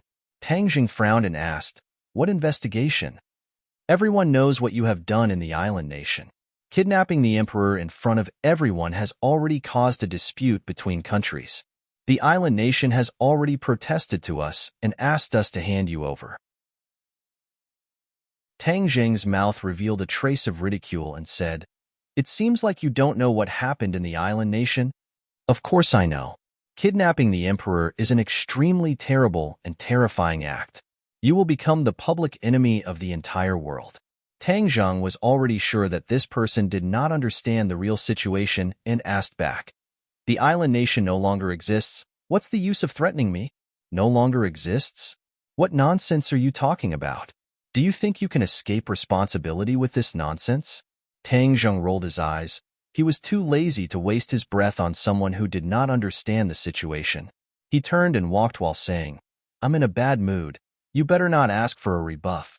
If you want to capture me, I'll be waiting for you.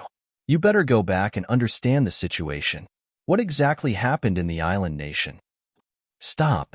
The person who came shouted loudly.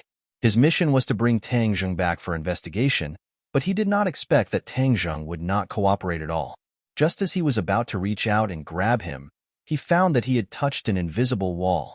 Then, he was fiercely bounced back and sat on the ground, watching Tang Zheng enter the villa.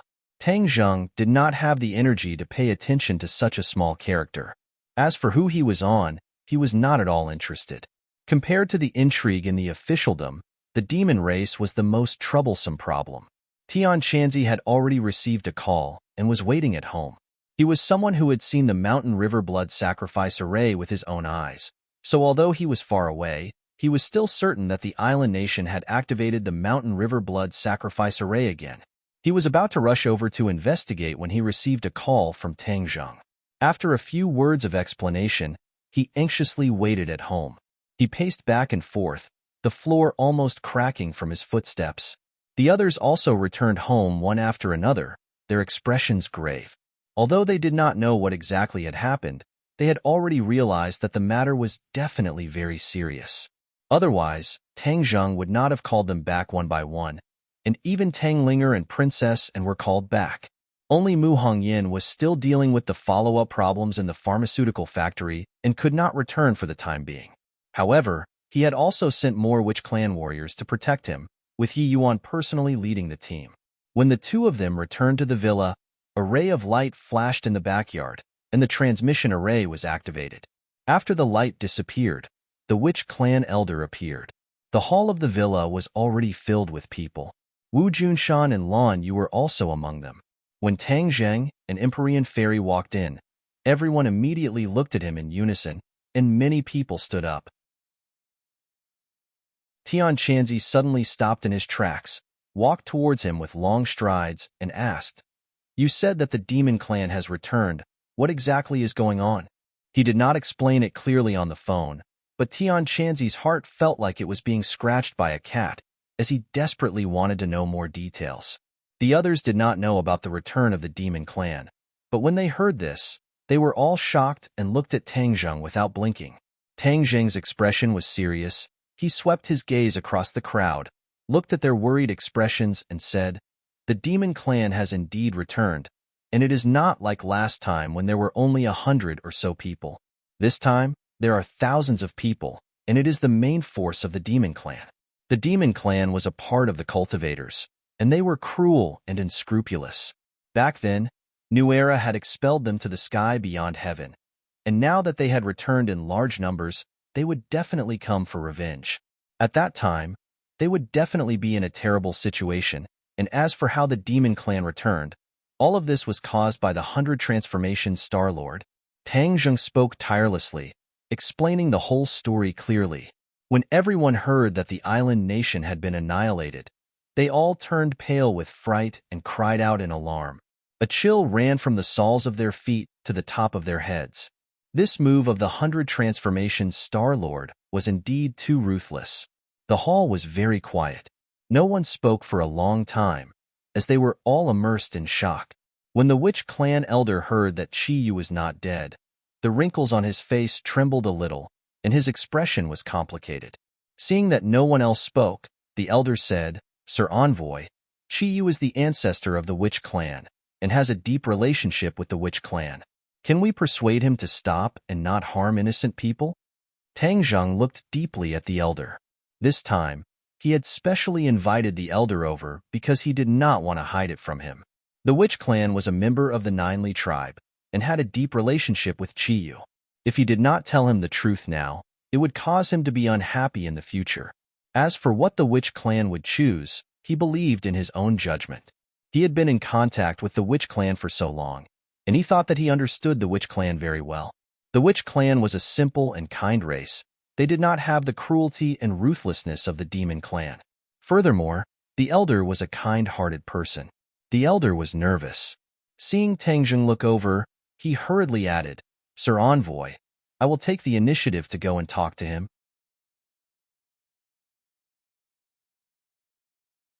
Chapter 11:22. Although Tang Zheng did not agree with his opinion, the elder was not angry. Compared to the rumors of Chi Yu, he trusted Tang Zheng even more. If not for Tang Zheng, the Witch Clan would probably still be trapped in the 10,000 huge mountains. Tang Zheng had given the Witch Clan a new lease on life, and the entire Witch Clan was deeply grateful. Then what should we do, Lord Envoy? Tang Zheng fell into deep thought, and the others also fell into deep thought. Suddenly, Tian Chanzi raised his head and said, "We are weak. Even with the addition of the martial artists, we are not a match for the Devil Clan. We must find help." "Where is the helper? Could it be that we are going to find Lord Ji Wuxiang?" Wu Junshan asked doubtfully. Wu Junshan and Ji Wuxiang's enmity was not small. How could he bow his head to him? Tian Chanzi shook his head. Humph. Ji Wuxiang may not be a match for the Devil Clan. For thousands of years, who is the only one who can resist the Devil Clan? The righteous path. Everyone thought of an answer in their hearts. The Devil clan was very united, but the righteous path was a large-scale concept. The righteous path was derived from the Yellow Emperor's tribe and eventually evolved into many sections. These sects were not as united as the Devil clan, and each of them governed their own affairs. Although their combined strength was strong, they had not completely exterminated the Devil clan after so many years. Tian Chanzi's original sect, Kingsaman, was one of the righteous sections.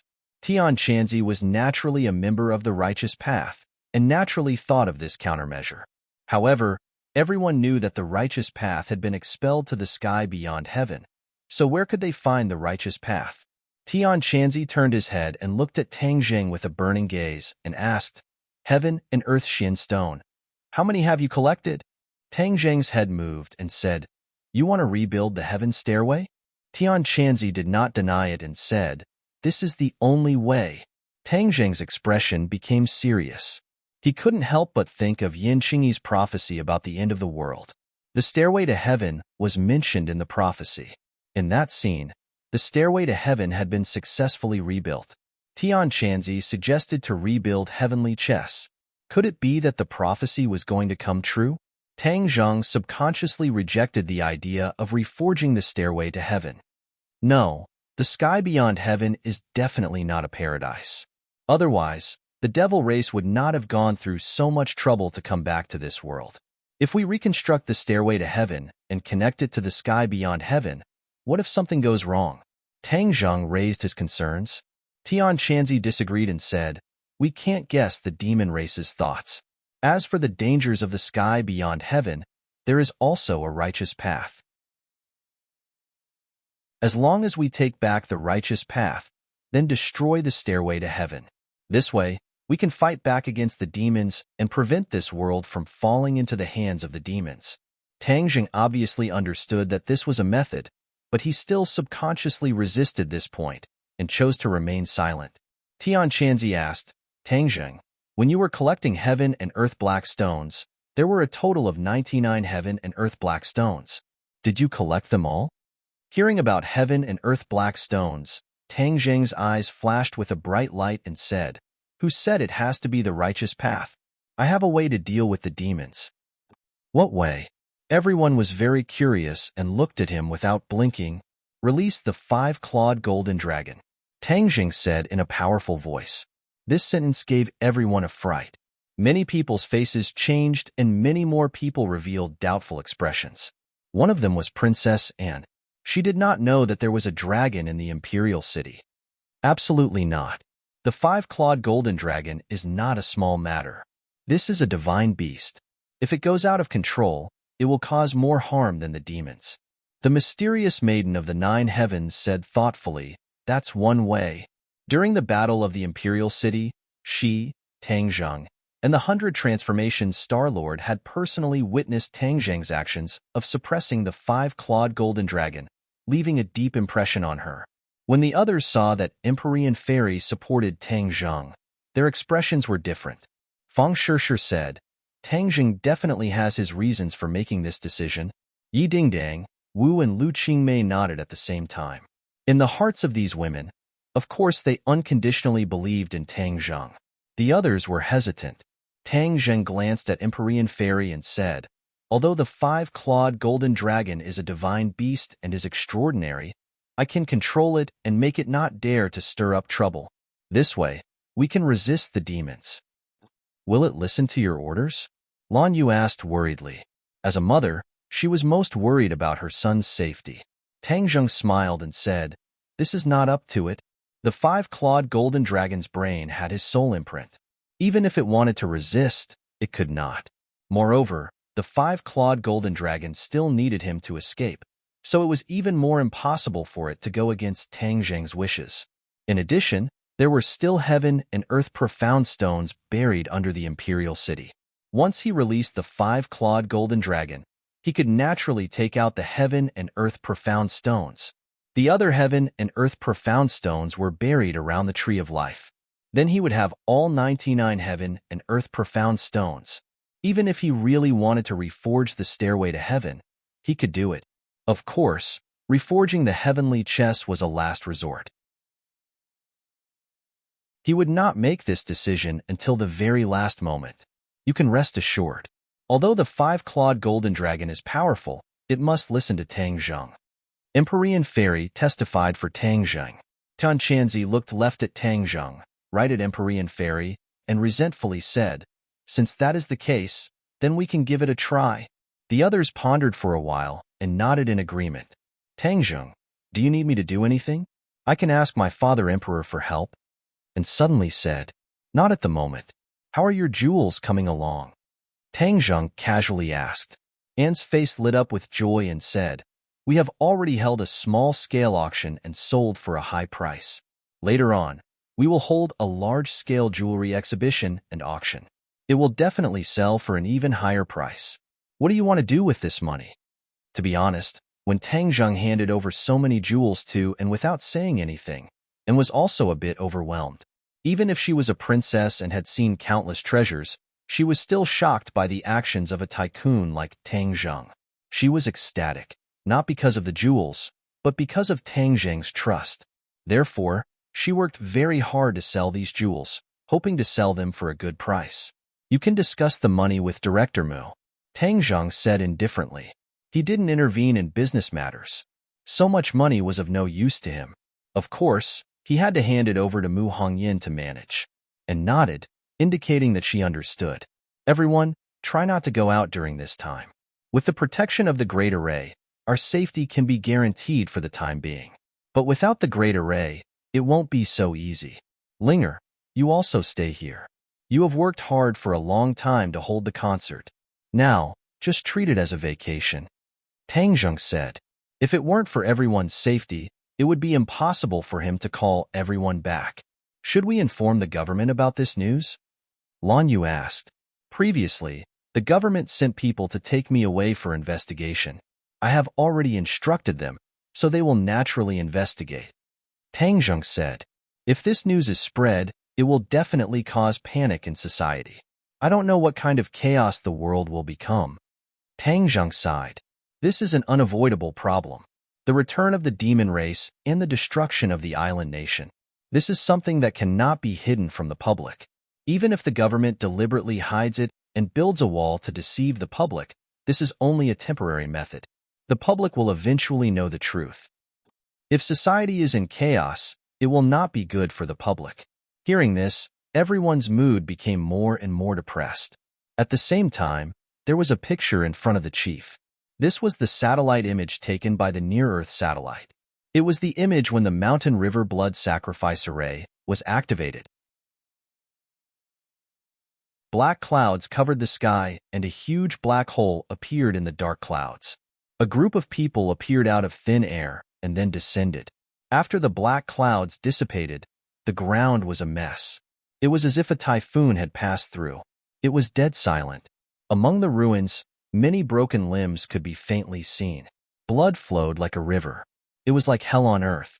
Other than the demon race that had descended, there was no one else. The hundreds of millions of citizens of the island nation had disappeared. Even though they were only looking at the photo, a gust of cold air could be felt through the photo, making them shudder. The chief shuddered and shook his head. He reprimanded.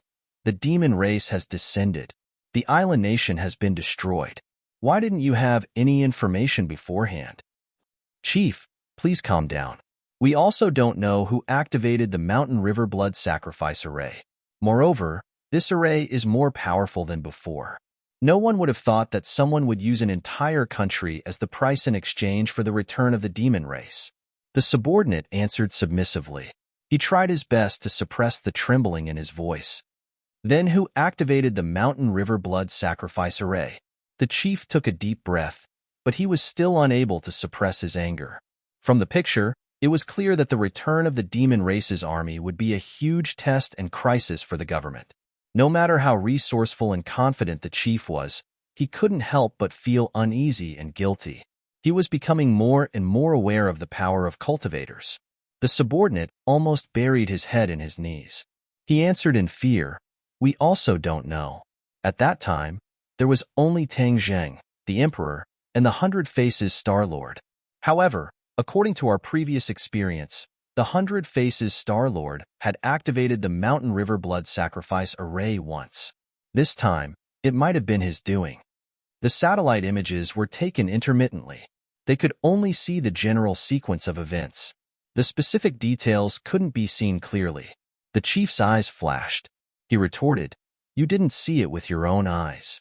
How do you know it must be him?" The subordinate was stunned. He couldn't understand the chief's thoughts. He stared at him blankly, not knowing what to do. The chief's finger moved around the picture. Suddenly, it stopped on Tang Zheng. He said thoughtfully, "Can it be him?" Tang Zheng? The subordinate was stunned. He was really shocked by this sentence. Didn't Tang Zheng always oppose the Mountain River Blood Sacrifice Array? Why would he go to Japan to activate the array formation? Why would he do something so out of character? Of course, he didn't ask this question. He wasn't stupid. He immediately understood the chief's thoughts.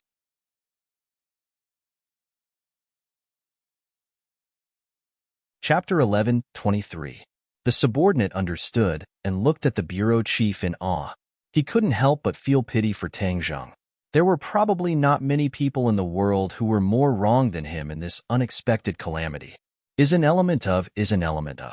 He could foresee what awaited Tang Zheng next. The other countries and forces will definitely know about this news. If you spread it out like this, the remnants of the island nation will definitely seek revenge on him, the bureau chief said coldly. Yes, bureau chief. The subordinate accepted the order and left. A cold light flashed in the bureau chief's eyes. He was filled with murderous intent as he muttered to himself, "Tang Zheng, you only have yourself to blame. Who asked you to go against me time and time again?" Clap, clap. A round of applause suddenly sounded. The bureau chief was so scared that his whole body trembled. He bounced up from the chair as if he had been electrocuted and exclaimed, "Who is it?" He turned his head abruptly and saw a person standing behind him. Ji Wuxiang. The bureau chief's pupils constricted as he stared straight at the other party. His expression became very stern. "You still dare to come here?" Suddenly, the bureau chief realized something and exclaimed, "How did you get in?" This was an impenetrable fortress with tight security. Not to mention the rumor that Ji Wuxiang didn't know any martial arts. Even if he was an expert, it would be extremely difficult for him to appear behind him without a sound. This was definitely a major mistake in the security system. Ji Wuxiang looked at him with a smile and said, "Haven't you been looking for me? Aren't I here now? Bureau chief, you really have good methods." Without shedding any blood, with just a few simple words, you have made Tang Zheng the public enemy. I admire you. I admire you. Although he said that, there was a hint of mockery in his words, which made the bureau chief very angry. He couldn't help but scold him furiously, "Don't talk nonsense. This matter was originally done by Tang Zheng. How can I accuse him unjustly? Since you say it's not unjustly, then it's not." Ji Wuxiang shrugged and didn't intend to dwell on this matter. "How did you get in?" The bureau chief asked again, unwilling to give up. "Although your place is heavily guarded, like an iron bastion, and may be effective against others, for me, it is as easy as walking on flat ground," Ji Wuxiang said confidently. The bureau chief furrowed his brows. He was enraged by this provocation. "Your backer has already fallen, and you still dare to come here. Humph. Looks like you're not as smart as the rumors say. You also have a stupid side," the bureau chief said sarcastically in disdain. Ji Wuxiang was unmoved and said, "You're not qualified to judge whether I'm smart or not. As for my backer, let me tell you, I don't need to rely on him anymore." "What right do you have to say that? Without a backer, you're nothing," the bureau chief mocked. Ji Wuxiang put on a fake smile and said, "That's not necessarily true. When have you ever seen a great lord need a backer? He himself is the backer." "Haha, you dare to compare yourself to the Azure Dragon Hall Great Lord?" Ji Wuxiang was unmoved and sighed, saying, "Looks like you really don't understand the current situation. You've been looking for the Great Lord's whereabouts, haven't you?" The bureau chief's eyelids twitched and he asked, "You know where he is?" The bureau chief was very curious about the Great Lord's whereabouts. After they parted, the Great Lord seemed to have disappeared from the face of the earth. There was no trace of him. "Haha, of course I know. I'm afraid no one in this world knows the answer to this question better than me. Ji Wuxiang laughed loudly. You're that close to the Great Lord? The bureau chief was shocked. Of course, because I am the Great Lord. Ji Wuxiang's gaze turned cold as he stared straight at the bureau chief and said firmly, What? The bureau chief was stunned. He looked at Ji Wuxiang from head to toe, as if he wanted to see the similarities between him and the Great Lord. But after looking for a long time, he still didn't think that Ji Wuxiang was the Great Lord. The bureau chief mocked, Ha ha ha, you're really delusional. Do you think you can fool my mother with this kind of question? Why would I lie to you? Ji Wuxiang shook his head and said emotionally, I'm here to find you to cooperate. Humph, what qualifications do you have to cooperate with me? The bureau chief said disdainfully and suddenly pressed the alarm beside him. Woo woo woo. The alarm went off and the door was suddenly pushed open. A few palace experts rushed in. When they saw Ji Wuxiang in the room, they were all shocked. They acted as if they were facing a great enemy and attacked him without saying anything. Ji Wuxiang didn't even turn his head. He didn't even need to look with his eyes. His finger lightly tapped the air a few times. Bang, bang, bang. A few palace experts were thrown out one after another. They fell to the ground pathetically and couldn't get up again. The bureau chief looked at Ji Wuxiang as if he had seen a ghost and said, How are you so powerful? Ji Wuxiang casually sat on the chair and looked straight at the bureau chief. He asked in return, Why can't I be so powerful? Didn't I already tell you just now? I am the Great Lord. The bureau chief's expression kept changing. He didn't believe this at first and thought it was nonsense. But after seeing his actions just now, he was more and more convinced that he was the Great Lord. This change was very strange and made the bureau chief feel a little uneasy. This was a question he had never thought about before. Back then, when Ji Wuxiang fought with Tang Zheng, he even used a jura. Because of the celestial chess, the chess club was cut off from the outside world. So, no one knew about Ji Wuxiang's true identity.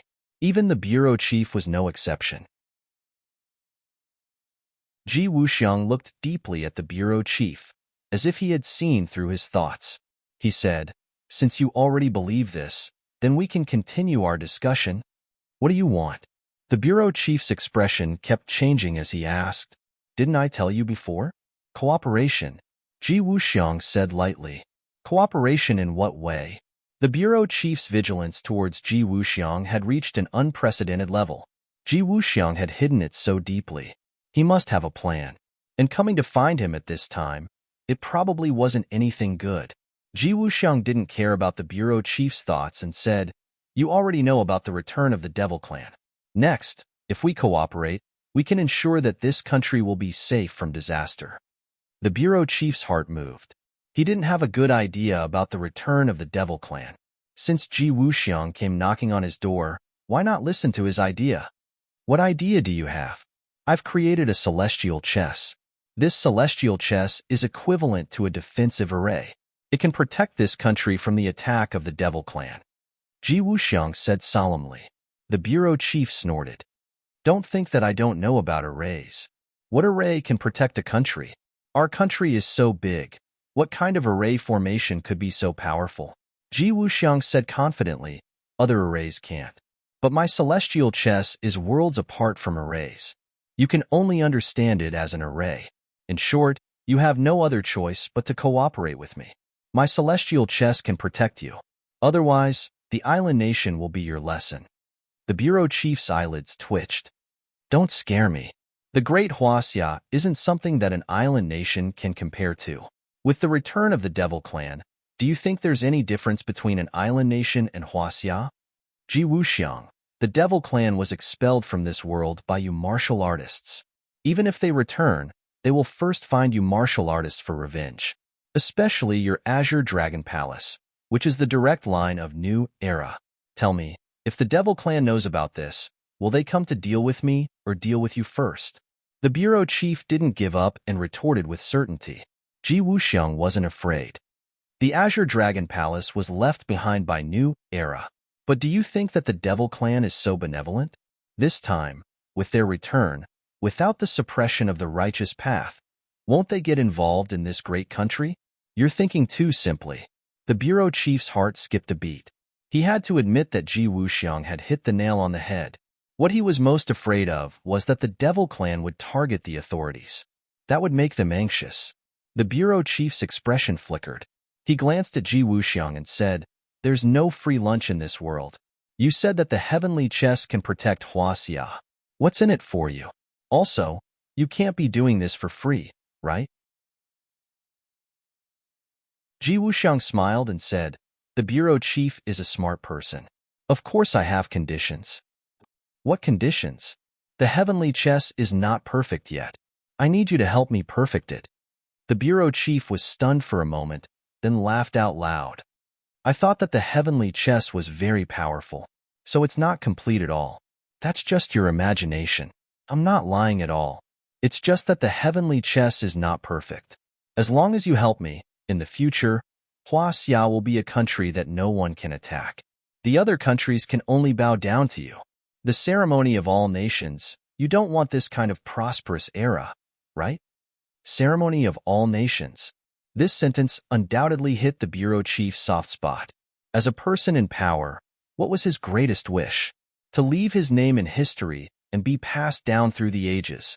If Huaxia could really recreate the prosperous era of the ancient ceremony of all nations, then he would definitely be able to achieve his wish.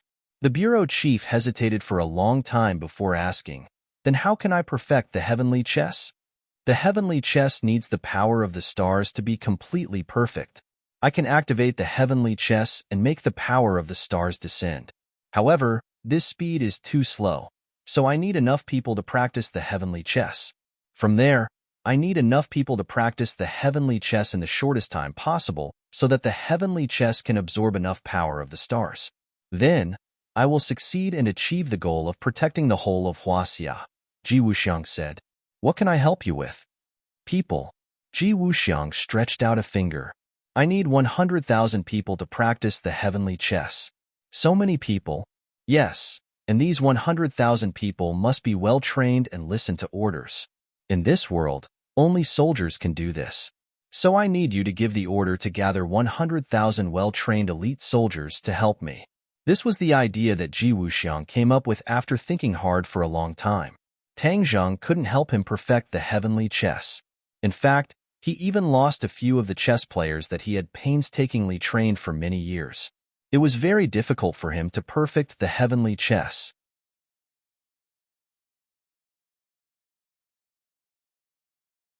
Chapter 11:24. The bureau chief looked at Ji Wuxiang in shock. He didn't expect him to be so whimsical as to have designs on the military. Pinnacle novel. Ji Wuxiang looked at the bureau chief meaningfully. He believed that the other party couldn't reject his condition because the bureau chief had no other choice. Finally, the bureau chief pondered for a long time, then said, "Okay, I promise you, but I must control heavenly chess." Ji Wuxiang didn't mind at all. "I asked you to send people to practice heavenly chess. I don't have any intention of keeping it to myself. In the future, we will need heavenly chess to protect this huge country. You should naturally control it." The bureau chief stared at Ji Wuxiang. He didn't completely believe him. But, since Ji Wuxiang needed his help, then naturally he couldn't completely guarantee the secret. Once he gave the order, there would naturally be people who would discover the secret of heavenly chess. Even if Ji Wuxiang had ulterior motives, the bureau chief wasn't afraid at all. Ji Wuxiang sneered in his heart. He had long seen through the bureau chief's thoughts. He thought disdainfully, "If the secret of heavenly chess could be discovered so easily, then why would I spend so many years researching it?" Both of them had their own thoughts. They could be considered to have reached a preliminary cooperation. "How are you going to deal with Tang Zheng?" Before leaving, Ji Wuxiang asked curiously. The bureau chief sneered and said, "After the truth is announced, the world will naturally have a judgment of him. As for what the world will do, that's not something I can control. Why would I need to interfere? Borrowing someone else's knife to kill." Ji Wuxiang sneered in his heart, but didn't say it out loud.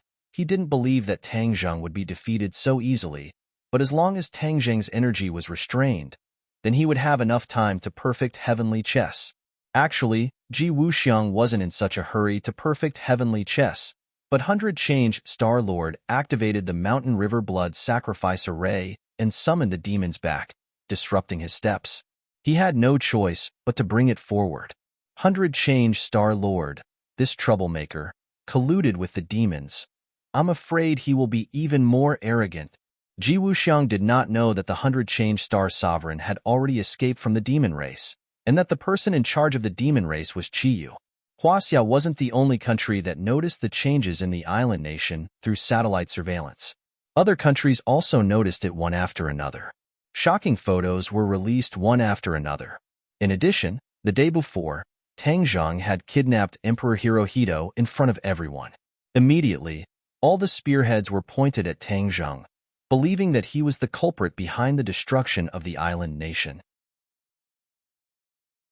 His name immediately resounded throughout the world, but it was not a good reputation, but a notorious one. He was like a rat crossing the street, and everyone wanted to beat him.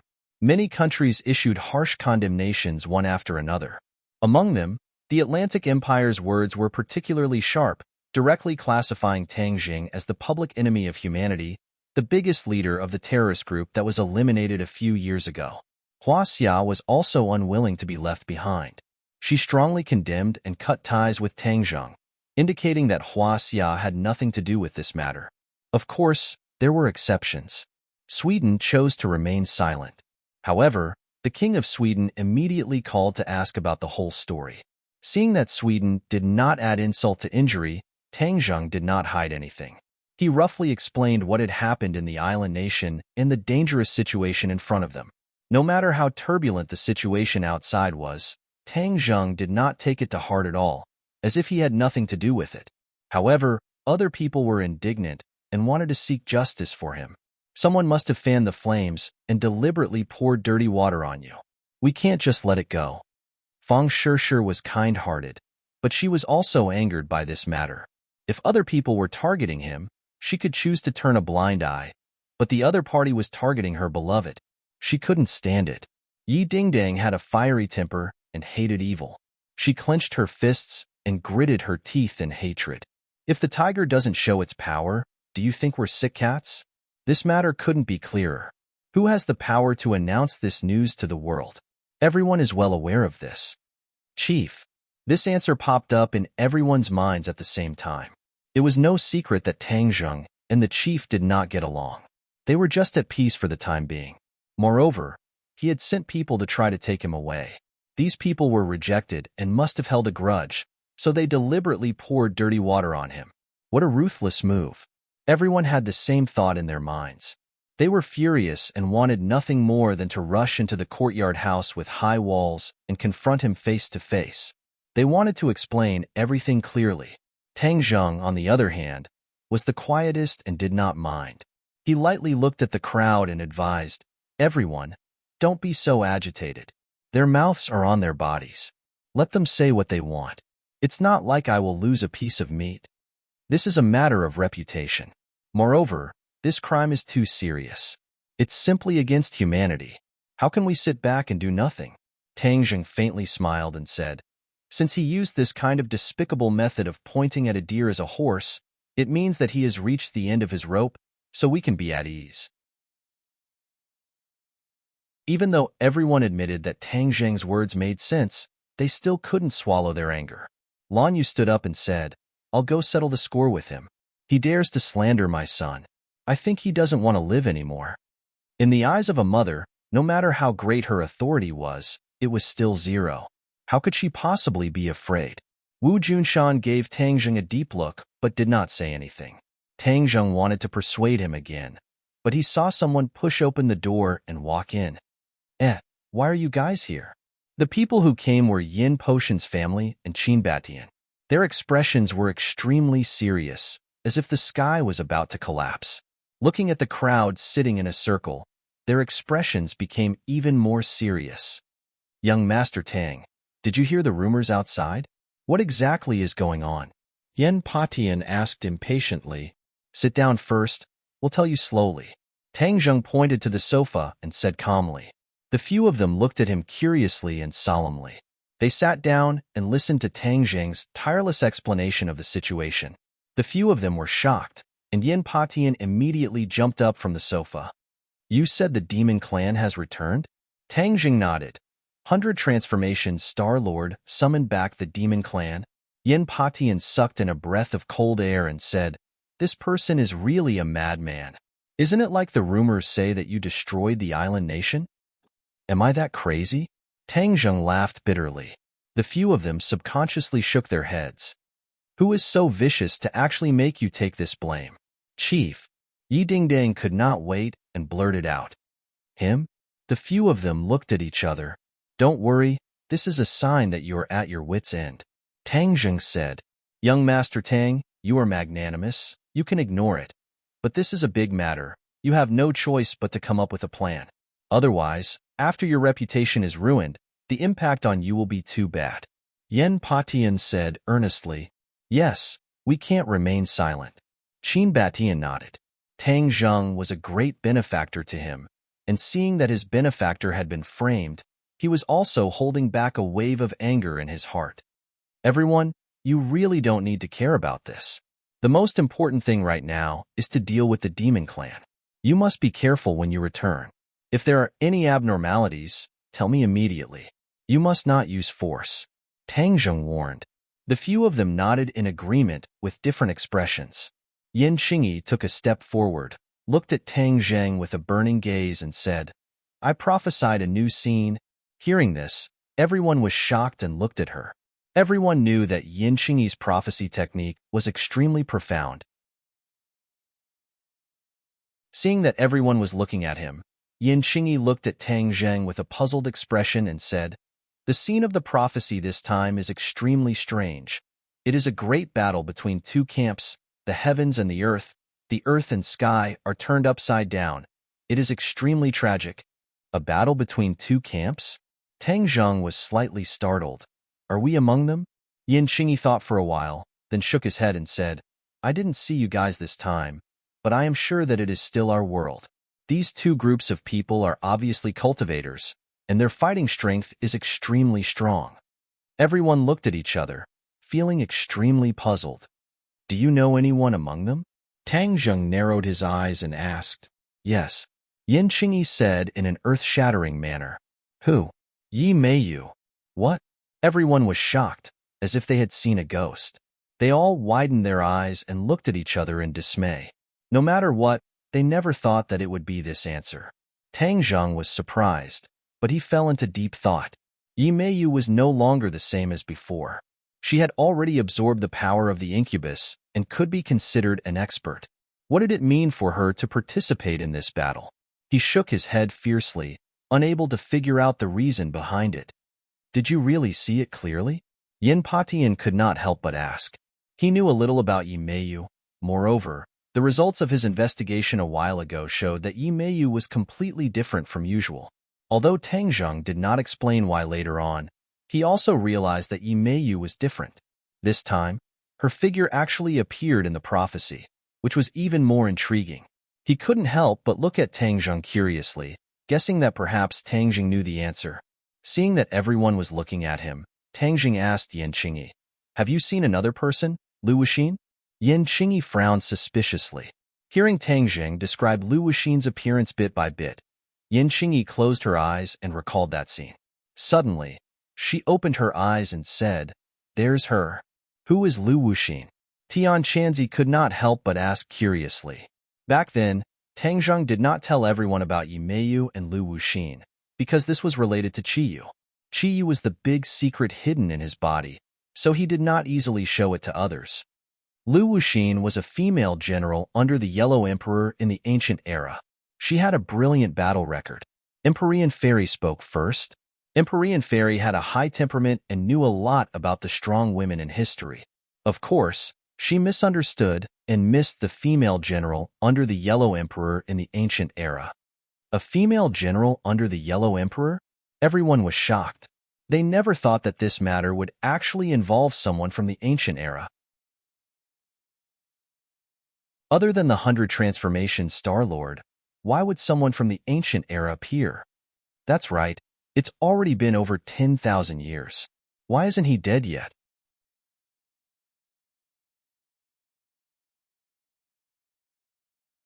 Chapter 11:25. It's a long story. Lu Wuxin didn't live for more than 10,000 years, but her soul was imprisoned in the desolate heavenly tomb back then. Later on, when the restrictions of the desolate heavenly tomb were broken, her soul escaped. Later on, she found someone to possess and reincarnate, reappearing in the world. The pinnacle novel, Tang Zheng explained. Tian Chanzi raised his eyebrows and suddenly realized. So that's how it is. Could it be that many of the things that escaped back then are going to appear? Perhaps. Since the first one has appeared, then there must be a second one. I have already ordered everyone to gather all the relevant information. I believe there will be a result soon. What's going on with Yi Meiyu? Yi Dingdang asked curiously.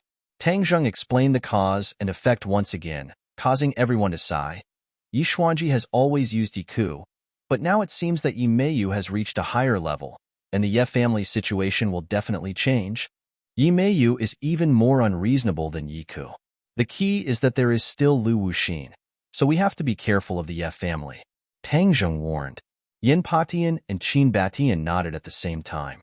Then what does my prophecy mean? Is there really going to be a great battle? Yen Qingyi asked. Since Lu Wuxin is fighting with the other side, then do you remember that there is such a person in the other camp?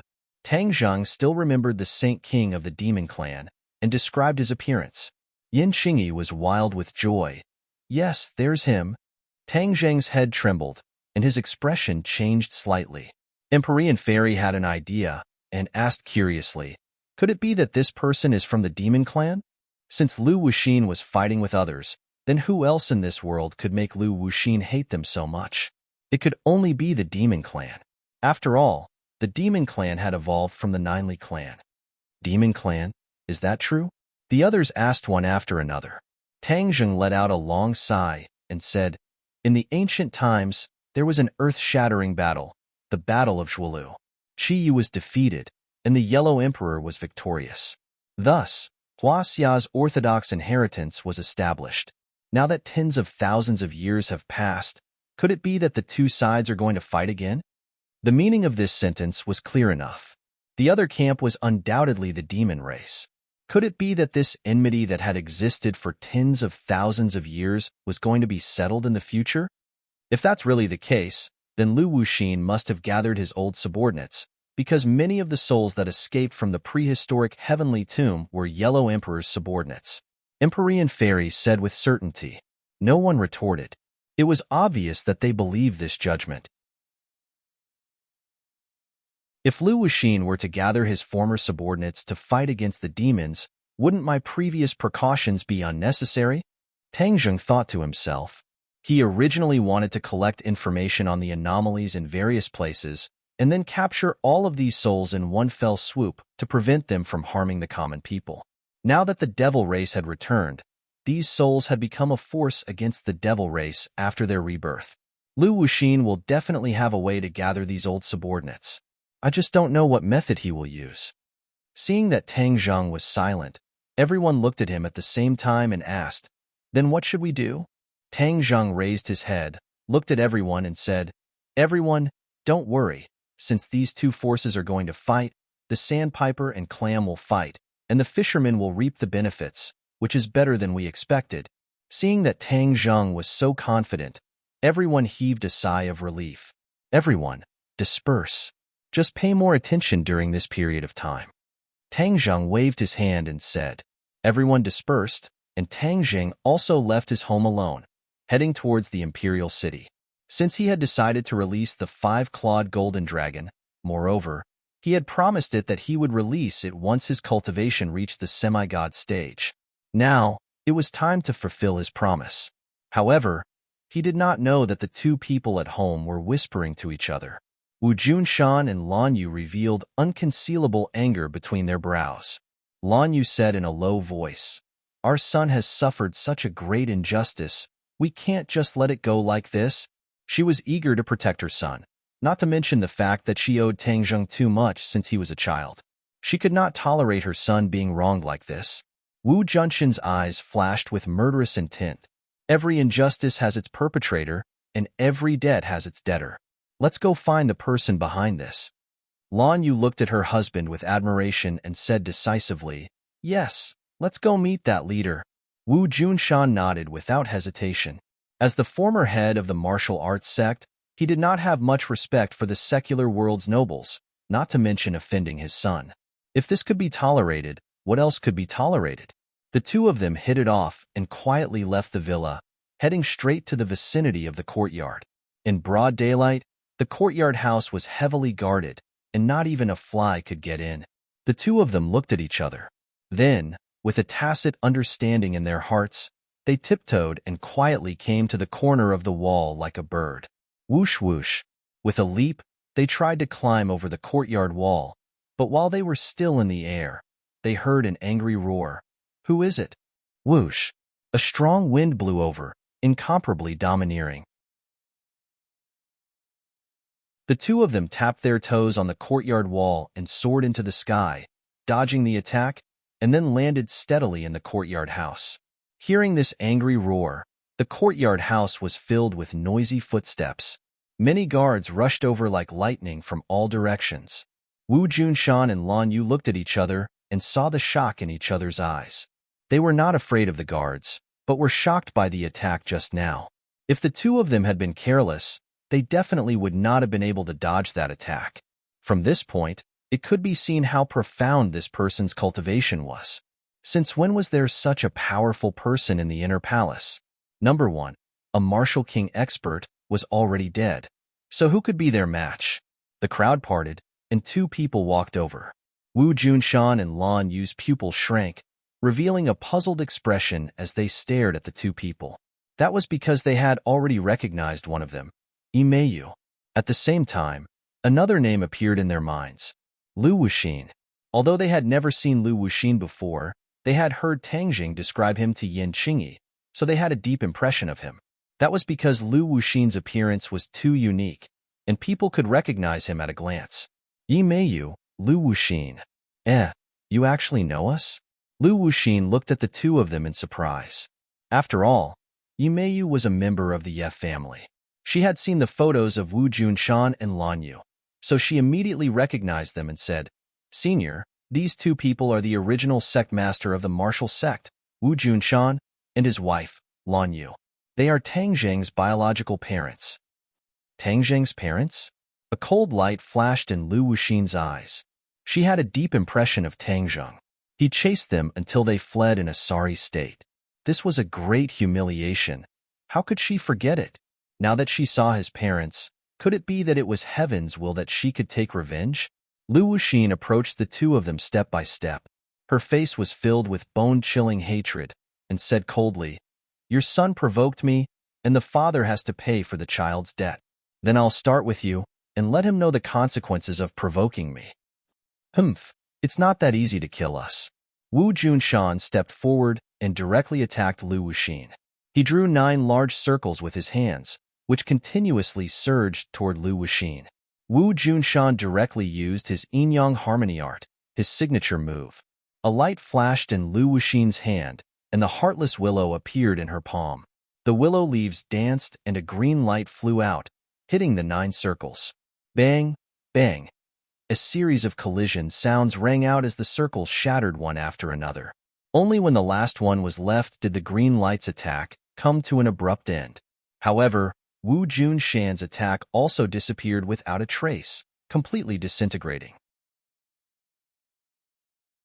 A simple move had determined the winner between the two sides. Wu Junshan was shocked.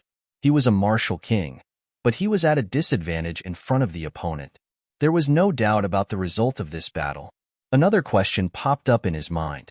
Why were there Lu Wuxin and Imeyu in the inner palace? Could it be that they had colluded with the chief? This was a new piece of news that he had to inform Tangjing. Otherwise, there would definitely be a misjudgment, and it would be too late for regrets. The husband and wife were of the same mind. Lan Yu also instantly thought of this question.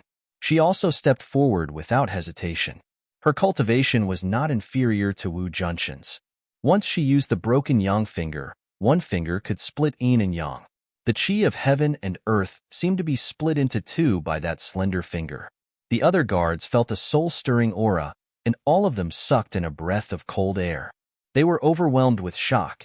If not for Lu Wuxin and Imeyu coincidentally coming here, they would not have been able to stop Wu Junshan and Lan Yu. At the entrance of the study not far away, the chief stood behind the layers of guards. He raised his head and looked in the direction of the battle, his thick eyebrows almost forming a crescent moon. He gritted his teeth and muttered to himself, "Tang Zheng has gone too far. Last time, he trespassed here, and now he called someone over. Humph, he must have guessed that I was the one who leaked the news, so he came to denounce me. Humph, I am the dignified chief. How can I allow you to order me around?" At the same time, he also felt a lingering fear and rejoiced. This time, Lu Wuxin and Yi Meiyu were summoned because of the results of the investigation. Lu Wuxin cooperated with the chief and asked the chief to investigate the abnormal events in various places. Now that there were finally clues, the chief informed them. Before they even entered the study, Lu Wuxin had already heard the commotion, so he didn't hesitate to step out to stop them. Now, not only was the chief working with Lu Wuxin, he was also working with Ji Wuxiang. He was truly not an ordinary person. The chief could not help but rejoice. Fortunately, he had agreed to cooperate with Lu Wuxin. Otherwise, without his help, he would have encountered Wu Junshan and Lan Yu. At the thought of this, he was enraged. This time, he had found the information Lu Wuxin wanted, so she had to fulfill her promise and make him stronger in the shortest time possible. That way, he would not be easily bullied by others. At that time, anyone who dared to provoke him would end up in a miserable state.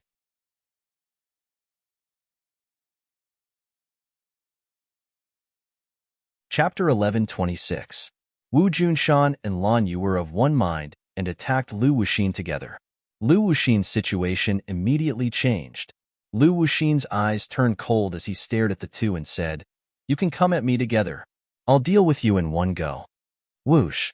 The heartless willow gently waved and two green lights shot toward the two. The oppressive aura made the two unable to breathe. However, the two didn't flinch at all. Wu Junshan performed the yin-yang harmony art and drew a circle with his big hand. Endless power gushed out from the circle and greeted the two green lights with an earth-shattering force. At the same time, Lan Yu also launched an attack with the yin-yang split finger. Bang! Bang! Two loud noises were heard as the two green lights collapsed. However, the yin-yang harmony art and the yang split fingers attack didn't completely weaken and still rushed toward Lu Wuxin. Lu Wuxin's eyes flashed with surprise as he clicked his tongue and said, "Amazing. You can actually dissolve my attack. But so what? You're doomed to fail."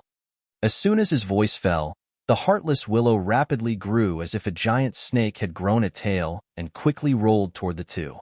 Whoosh! The long willow branch suddenly danced and broke the two's attack.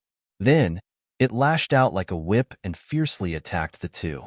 The two watched as the willow branch got closer and closer and rapidly enlarged in their eyes.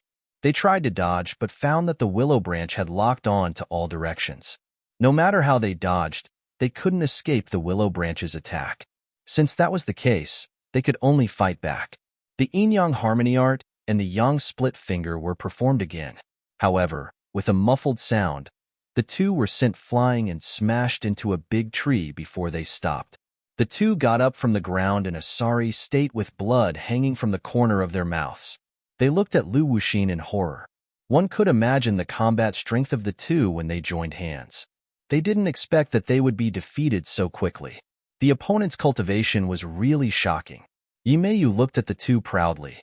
She wasn't surprised by the result and sneered, "Wu Junshan, Lan Yu, now you know how powerful Senior is, right? Hung. All of this was caused by your obedient son, Tang Zheng. You can only blame yourselves." Lan Yu fiercely glared back at Yi Meiyu and said, "Yi Meiyu, don't be complacent. Even if we really die, that Tang Zheng will take revenge for us. On the contrary, if we die, the curse is torture. We will definitely not have a good ending in the future." "Ha ha ha, what a joke." Yi Meiyu laughed maniacally in disdain. "I am not the Yi Meiyu of the past.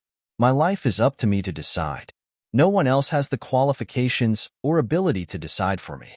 The two of you, on the other hand, are going to be miserable today. You're definitely going to die." Yi Meiyu's temperament had completely changed, especially after following Lu Wuxin. She was like a completely different person. Humph, announcing that we're dead for sure so quickly. Aren't you a little too confident? Lan Yu sneered and retorted, exchanging glances with Wu Junshan. Whoosh! The two of them leaped and attacked Lu Wuxin. Lu Wuxin rolled his eyes and said in disdain, "Let's see how you guys are going to dodge this time." The heartless willow grew crazily, swaying as it soared into the air. With lightning speed, it neutralized the attacks of the two and then wrapped around them. The two of them turned pale with fright. They tried to resist, but found that it was useless. The attack of the heartless willow was simply too powerful. One had to know that the heartless willow was a saint tool, and was definitely not something an ordinary magic treasure could compare to. Against these two unarmed people, the heartless willow had a huge advantage. Moreover, Lu Wuxin's cultivation was higher than the two of them, so his advantage was even more obvious. Seeing that the two of them were trapped, the surrounding guards all clapped and cheered. They looked at Lu Wuxin with eyes filled with shock and horror. Lu Wuxin looked at the two of them with a fake smile and asked, "Now you know the pain, right? But it's too late. You two must die. Don't worry, in the future, I will kill Tang Zheng and send him to reunite with your family." "Nonsense. Keep dreaming. How can our son be killed by you?" The two of them immediately retorted, "Senior, why are you saying so much useless things to them? To avoid trouble, just kill them directly." Yi Meiyu's eyes were filled with killing intent as she urged. Lu Wuxin said with a smile, "Don't worry, I'll play with them slowly. It's been a long time since I met such an expert. If I kill them so quickly, wouldn't it be letting them off too easily?" Yi Meiyu suddenly realized and said, "Senior's words make sense. Let's go. We'll talk to the people inside first." Lu Wuxin was not in a hurry to make a move. Instead, he swaggered towards the direction of the bureau chief. Along the way, this scene attracted the gazes of many people because this scene was too bizarre. The bureau chief had never truly seen Lu Wuxin's methods. He leaned against the door and watched dumbfoundedly as the few of them walked over like stars surrounding the moon, especially the two people who were entangled by the willow branch in midair. This made him click his tongue in wonder and feel extremely envious. He thought to himself how good it would be if he had such a powerful magic treasure. The bureau chief tidied up his clothes and greeted them with a serious expression. In the huge courtyard, the two sides met. The bureau chief could not help but look at Wu Junshan and Lan Yu, who were in midair, and said indignantly, "You guys have guts to actually dare to trespass into the inner palace. Are you not afraid of death?" Wu Junshan glared and roared, "You slandered our son and splashed dirty water on him. Don't think that we don't know about this. If not you, who should we look for?" The bureau chief suddenly realized and laughed mockingly. "So you guys actually came for this matter. Tang Zheng's actions are obvious to everyone in the world. He is simply insane. How am I the one who splashed dirty water and slandered him?" Although this matter could not be any more obvious, he still refused to admit it. He would not let others have a reason to criticize him, especially in front of so many people. Lu Wuxin frowned and asked, "What are you guys talking about? Island Nation was destroyed not long ago. Many news had not been announced to the public, or many people who did not care about current affairs did not know about it." Without a doubt, Lu Wuxin and Yi Meiyu were such people. Lu Wuxin did notice the strange phenomenon in the Island Nation, but all her thoughts were on the matter of gathering her old subordinates. In addition, she did not know about the Mountain River Blood Sacrifice Array, so naturally, she did not think in this direction. The bureau chief did not want to talk about this matter in front of so many people, so he said perfunctorily, "I'll tell you later." Seeing the bureau chief's strange expression, Lu Wuxin fell into deep thought and did not ask further. Kill these two people. They dared to trespass into this place, which is already a capital offense. The bureau chief did not want to give the two more opportunities to talk nonsense, so as to avoid revealing more things that would be detrimental to him, so he directly issued a gag order. Lu Wuxin originally had the intention to kill. Hearing him say this, his killing intent surged. "If that's the case, then I'll send you on your way." Lu Wuxin activated the Heartless Willow, and the willow branches emitted a faint green light, fiercely shrinking inward. The huge force immediately pressed down on the two people, causing their faces to turn red with pain. Yi Meiyu's eyes were incomparably excited as she thought to herself, Tang Zheng, you ignored me. Today, I'll kill your parents and you'll know how powerful I am. Wu Junshan and Lan Yu looked at each other. Wu Junshan said guiltily, It was all my fault back then. I did not fulfill my duty as a father and husband, and allowed my son to wander outside. I have never dared to ask for your forgiveness. I only hope to be a cow or a horse in my next life to repay you too. Lan Yu's eyes reddened as she emotionally said, Junshan, I don't blame you anymore. In my lifetime, I've already forgiven you when I saw my son again and saw his achievements today.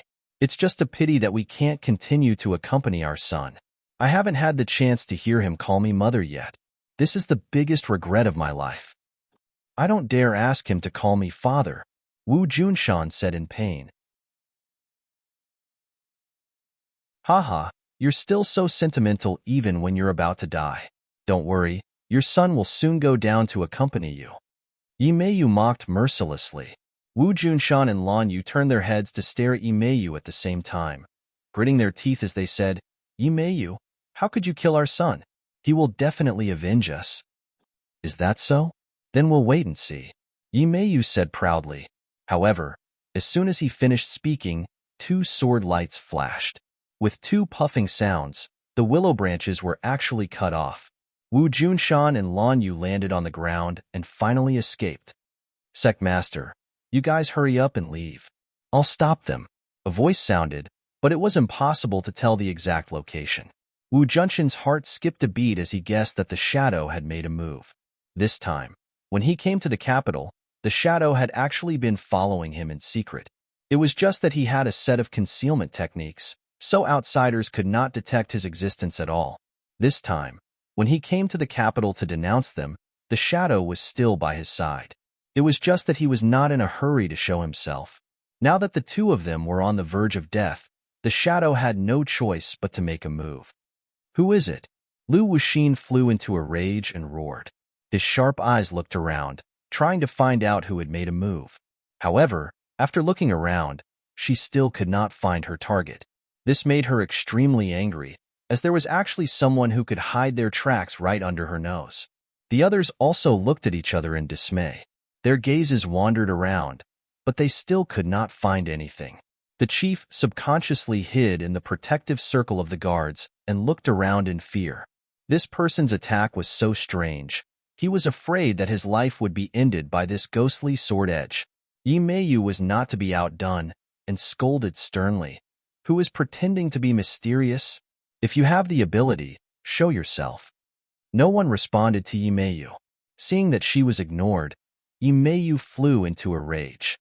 You go first. I'll stay behind and fight alongside the shadow.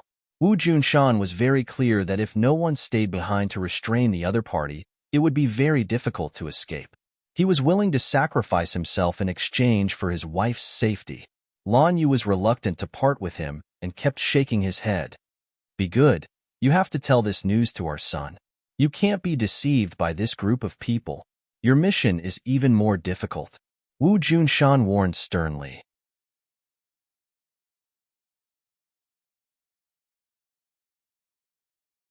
Chapter 11:27. Lan Yu was a meticulous person. She was also a decisive person. She instantly understood what her husband was thinking. Her husband was willing to sacrifice himself to protect her. She was extremely touched, but she did not reject him like a little woman. She suddenly turned her head, tapped her toes, and rushed to the roof. A single tear rolled down her cheek and fell to the ground, shattering into pieces. Catch her! Seeing this, the chief shouted. A few people jumped up, wanting to stop her. However, a sword light suddenly flashed, and with a few slashes, a few streaks of blood flew up. A few people fell from the sky and landed hard on the ground, unable to move anymore. The chief was so frightened that he shrank his neck and staggered back. He felt a chill run from his back to the top of his head. This person was too elusive. In the next second, he disappeared again, as if he had never appeared. If it were not for the few corpses and blood on the ground, no one would believe that he had made a move again. Yi Meiyu's eyes were also filled with confusion. Clearly, She did not see clearly how the shadow attacked and then disappeared without a trace. Lu Wuxin's eyes lit up. She seemed to be deep in thought as her gaze wandered through the crowd. Suddenly, she laughed and said, "You're quite good at disguising yourself. You're called the shadow, right? In front of me, even if you're just a shadow, I'll make sure you have nowhere to hide and drag you out." Lu Wuxin's figure flashed and rushed into the crowd of guards. Immediately, it was as if a pot had exploded. When the guards saw the fierce Lu Wuxin rushing over, they all turned pale and fled in all directions. The crowd dispersed, and a sword light flashed. The shadow finally appeared. The shadow was good at concealing his whereabouts. In fact, he was good at hiding in the shadows of the crowd or other buildings and trees, so that no one could detect him. If he was following someone, even if he was behind them, no matter how vigilant that person was, they would definitely not be able to detect his presence. He was like this person's shadow. Of course, if this person's cultivation was ridiculously high, then there was nothing he could do and he would definitely be detected. Lu Wuxin's cultivation was much higher than his, so even if he used this kind of concealment technique, it was useless. After the crowd scattered and fled, he finally couldn't hide anymore. Seeing the sharp sword light coming towards him, Lu Wuxin revealed a smile in his eyes. Such a petty trick. You may be able to fool others, but how can you fool my eyes? The sword missed and did not hurt Lu Wuxin at all. Lu Wuxin's attack was like a thunderbolt, arriving in front of the shadow in the blink of an eye. The shadow was wearing a black cloak, and its face could not be seen. It was as if it was really a black shadow. Since his first attack had failed, he had already prepared a series of counterattacks. Therefore, when Lu Wuxin's attack arrived, it just so happened to collide with his counterattack. The sword light and the green light lit up at the same time. They were incomparably dazzling as they complemented each other. Seeing this, Wu Junshan silently joined the battle. He was very clear about the shadow's strength. It was slightly inferior to his own, so how could it be a match for Lu Wuxin? The shadow's trump card was to appear and disappear unpredictably. Once his whereabouts were exposed, his attack would be greatly reduced, and he would be even less of a match for Lu Wuxin. Lu Wuxin heard the commotion behind him, but was not afraid at all. He activated a spell, and Wuxin's willow grew wildly, circling around the shadow and attacking from behind. Bang! A loud sound came from behind, but it did not affect Lu Wuxin's attack at all. Crack! With a crisp sound, the shadow's sword broke into two. Lu Wuxin reached out and grabbed the shadow's arm.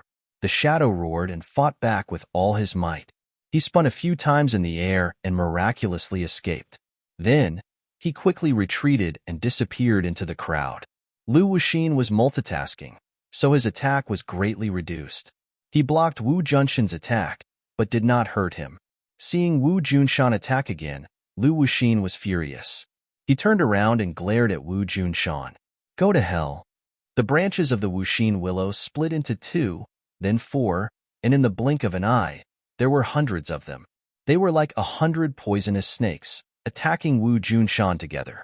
Wu Junshan hurriedly circled around, but the yin-yang harmony art could only block a few willow branches. It could not block so many. He was hit by dozens of willow branches, and several bloody holes appeared on his body. Blood flowed out incessantly. Wu Junshan staggered and knelt on one knee. However, he stood up abruptly and gritted his teeth, his expression resolute. Swoosh! Sword light flashed again, and the shadow attacked again. Seeing that Wu Junshan's life was at stake, he could not care less about his own safety. Lu Wuxin's lips curled into a cold smile, as if he had already expected this. You're willing to sacrifice your own life for him. You really are eager to protect your master.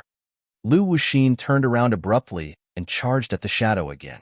This time, the shadow's attack was even fiercer, almost erupting with his most powerful attack.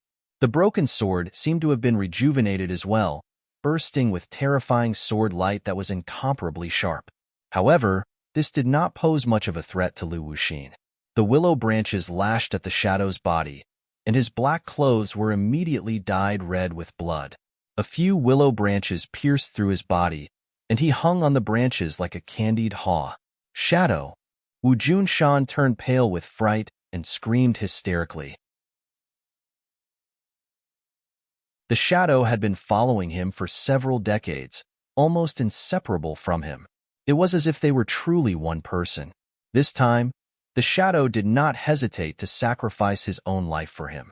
One could imagine the pain in Wu Junshan's heart. Tears flickered in his eyes, but he held them back. An intense killing intent surged in his eyes as he stood upright, supporting the heavens with an indomitable spirit. "Shadow, I will avenge you." Wu Junshan paused between gritted teeth. These words seemed to burst out from the depths of his soul. "Sect Master, leave me behind. Leave me behind." The shadow was not dead. Although he was drenched in blood, his eyes were still as bright as the stars. "No, I won't leave." Wu Junshan was unwilling to abandon his brother. That was not his style. "Sect Master, leave." Suddenly, the shadow roared. In front of Wu Junshan, he had never shouted like this. He had always obeyed Wu Junshan's orders and was incomparably respectful. "Sect Master, this is my last wish. Don't let me die in peace. Following you is the happiest thing in my life. Farewell." The shadow's sorrowful farewell moved everyone. Many of the guards were also emotional people and couldn't help but tear up. However, the next scene was even more shocking.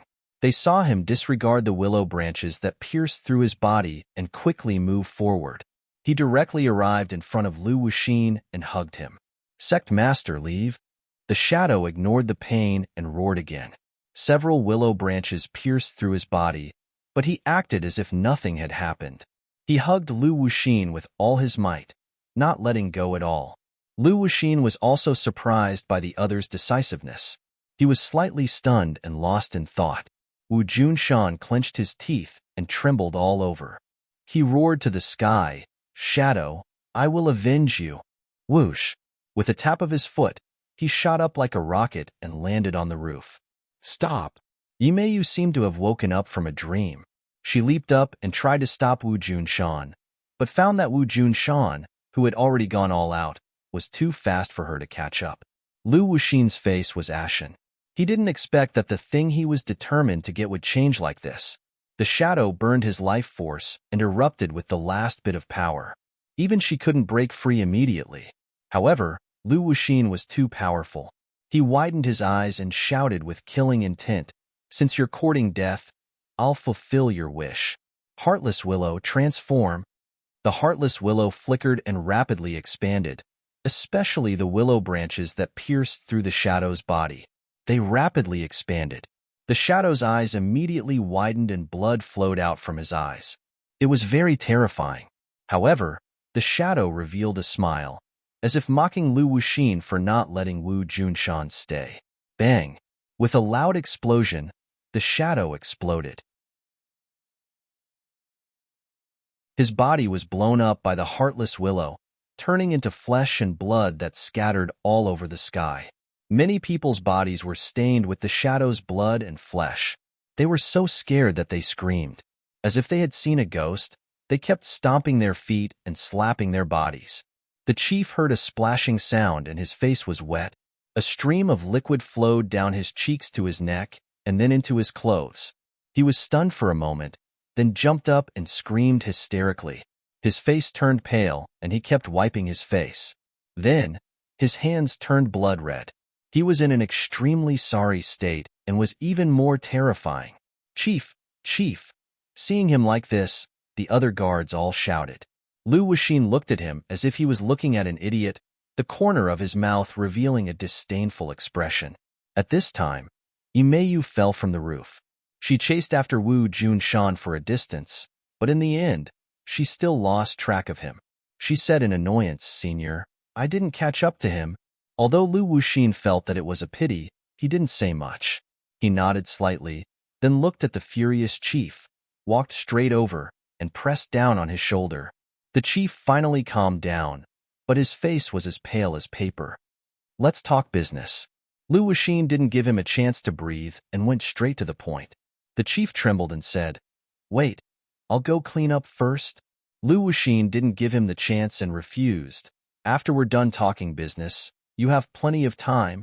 The chief rolled his eyes helplessly, but due to Lu Wuxin's prestige, he finally didn't have the courage to refuse. He hung his head dejectedly and said resentfully, "All right."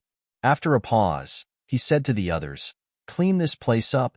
Looking at the flesh and blood in the courtyard, many people were already bent over and vomiting, but they could only accept the order. The chief suppressed the urge and feared a vomit and entered the study with Lu Wuxin and Yi Meiyu.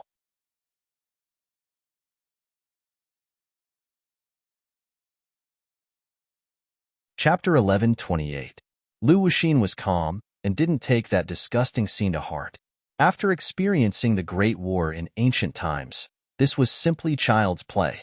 Yi Meiyu's expression was a little strange, but it wasn't as serious as the others. She realized that she had a natural fanaticism for this kind of bloodshed. Lu Wuxin sat on the chair and stared straight at the bureau chief. "You said that you found what I want?" The bureau chief took a few deep breaths and finally sorted out his chaotic emotions. "Yes, I found what you want." Lu Wuxin stretched out his hand. The bureau chief frowned and said in a deep voice, "We agreed earlier that I'll give you what you want, and you have to give me what I want, remember?" Lu Wuxin obviously remembered. That was, she had to make the bureau chief stronger in the shortest time possible.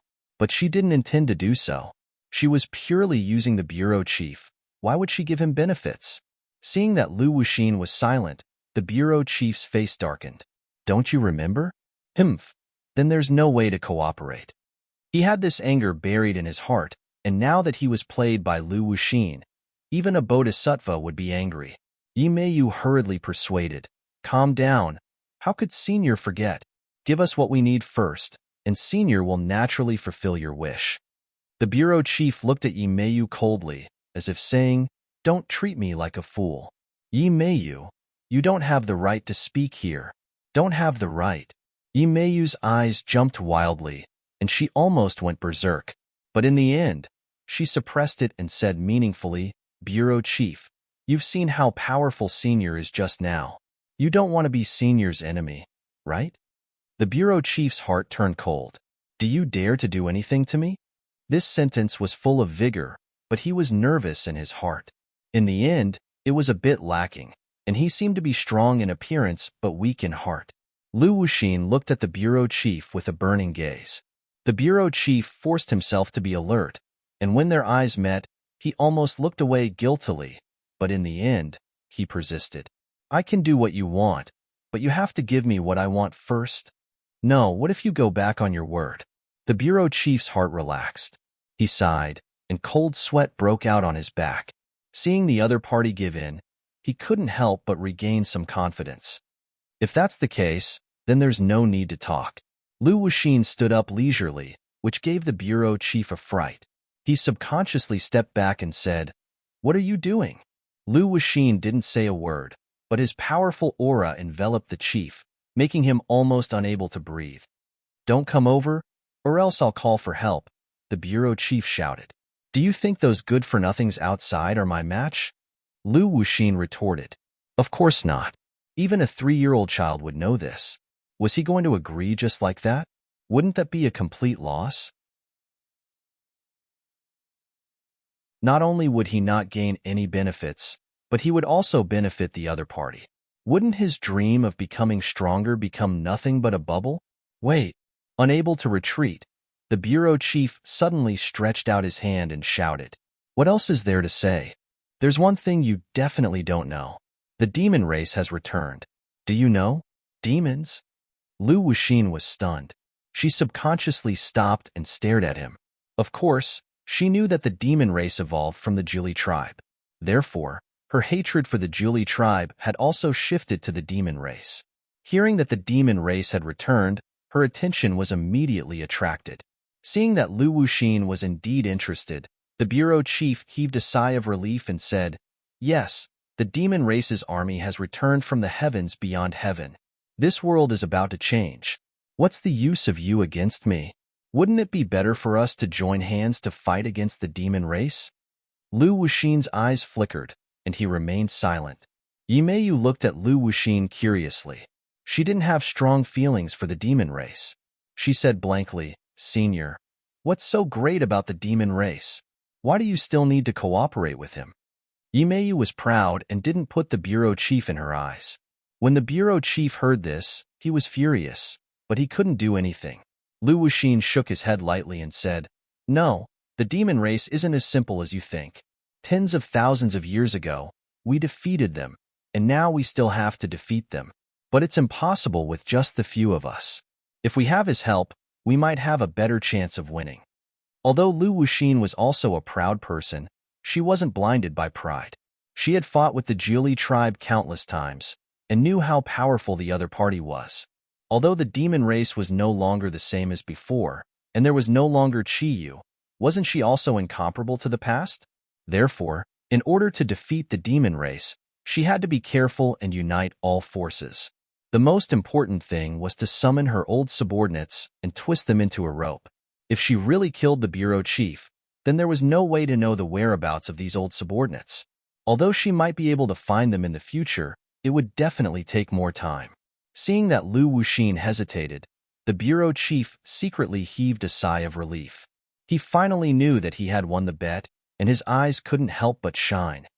"Okay, I agree to your request. I'll satisfy you now," Lu Wuxin said resolutely. The bureau chief's eyes lit up, and he couldn't wait to say, "Okay, I will also keep my promise." "Humph, do you dare not to keep your promise?" Lu Wuxin said disdainfully. The bureau chief was greatly embarrassed and secretly swore that when he became stronger in the future, he would definitely ruthlessly teach this ugly woman a lesson. Your meridians have already been fixed, and the best time for cultivation has passed. This may be a problem for others, but I have a way to overcome this difficulty. I can directly raise you to the first grade of yuanying. First grade of yuanying. The bureau chief's breathing quickened, and his eyes almost popped out of their sockets. He was wild with joy. He knew a thing or two about cultivators and understood how difficult it was to reach the first grade of yuanying. This was simply heaven-defying and was equivalent to the martial king realm. One had to know that number one, who had always followed by his side, had cultivated for most of his life and also had the guidance of a famous teacher. Only after enduring wind and rain did he cultivate to the martial king realm. His starting point was the yuanying realm, then how powerful would he be in the future? Just thinking about it made him extremely excited. Yimayu curled her lips, as if she didn't expect that Lu Wuxin would actually give the bureau chief such a huge benefit and let him suddenly become one of the experts. However, they didn't know that there weren't so many shortcuts in the world. The bureau chief was happy now, but he was happy too early. His cultivation would forever be confined to the yuanying realm, and this was the aftereffect of hasty growth. No matter what, it was impossible for him to break through to the soul formation realm. However, the bureau chief was blinded by joy and didn't realize this at all, and didn't know this at all. Good, good, good. The bureau chief was incoherent and said good 3 times in a row. He clutched his chest and said impatiently, "Then let's begin." "No problem," Lu Wuxin said indifferently. "Take this pill first." Looking at the black pill in Lu Wuxin's palm, the bureau chief hesitated for a moment and asked, "Will it be fine after I take this pill?" "Why do you have so many questions?" Lu Wuxin said impatiently. The bureau chief made up his mind, thinking that although this thing didn't look good, it would definitely be effective. Otherwise, why would she spend so much effort to refine this pill? He swallowed the pill in one gulp and immediately felt a burning sensation in his throat. This burning sensation ran from his throat to his chest and finally swept towards his internal organs and 8 extraordinary meridians. Ah, he could not help but cry out in agony. "What on earth did you feed me?" he gasped for breath. "Humph, didn't you ask for this yourself? Do you think it's comfortable to increase your cultivation in such a short time? Bear with it, and you'll be fine after you get through it," Lu Wuxin said in annoyance. Seeing that the other party didn't want to harm him, the bureau chief was slightly relieved, but the pain still tormented his body and mind, almost causing him to break down. Bang! He fell to the ground and kept rolling, looking battered and exhausted, crying out in pain. Lu Wuxin looked at him coldly. Actually, she could have lessened the pain, But the other party's uncooperative attitude had angered her. She was a vengeful person, so how could she not take the opportunity to teach him a lesson? The bureau chief rolled back and forth on the ground, screaming incessantly. He felt that his soul was about to fly away, and a huge wave of energy was about to burst his body. Seeing that it was about time, Lu Wuxin reached out and grabbed him, lifting him up. She pointed a finger at his glabella and said, "Remember the circulation path of true qi in the meridians? I'll only say it once. It'll depend on your luck." A light burst out from her fingertip and entered his glabella. He immediately felt that the energy in his body seemed to have found a vent and flowed along a certain path. He didn't dare to let his guard down and quickly memorized the corresponding circulation path. After all, he was able to reach his current position because of his extraordinary ability and willpower. So he finally remembered the circulation path of true qi. The energy in his body gradually calmed down, and he let out a long sigh of relief, feeling as if he had just survived a disaster. "I'll pass on a cultivation method to you, and you can cultivate it yourself. As for your luck, it'll depend on you." As soon as Lu Wuxin finished speaking, the bureau chief saw a flash of light in his mind, and an ancient cultivation method appeared. He quickly memorized it, afraid that it would disappear. Lu Wuxin let go of her hand, and the bureau chief's body went limp, and he sat down on the ground in a rather embarrassing manner. He quickly got up and patted his clothes, feeling that the pain just now was worth it. He felt better than ever, as if he had become a young man in his early 20s again, with endless energy and strength. Rejuvenation was nothing more than this, right? He did look much younger, with smoother skin and more muscular muscles. This new experience immersed him, and he couldn't extricate himself for a long time. He really wanted to find someone to test himself on and see how powerful he was. "Where's the thing I want?" Lu Wuxin reached out her hand. The bureau chief quickly found a thick document and said, "These are the abnormal reports we collected according to your request." Lu Wuxin casually flipped through it, and her eyes lit up. Outsiders wouldn't be able to see any clues, but for her, it only took one look to determine that this was what she wanted. It would be much easier to gather her old subordinates. Roar! Suddenly, a deafening roar soared into the sky, resounding through the horizon, causing people to tremble in fear.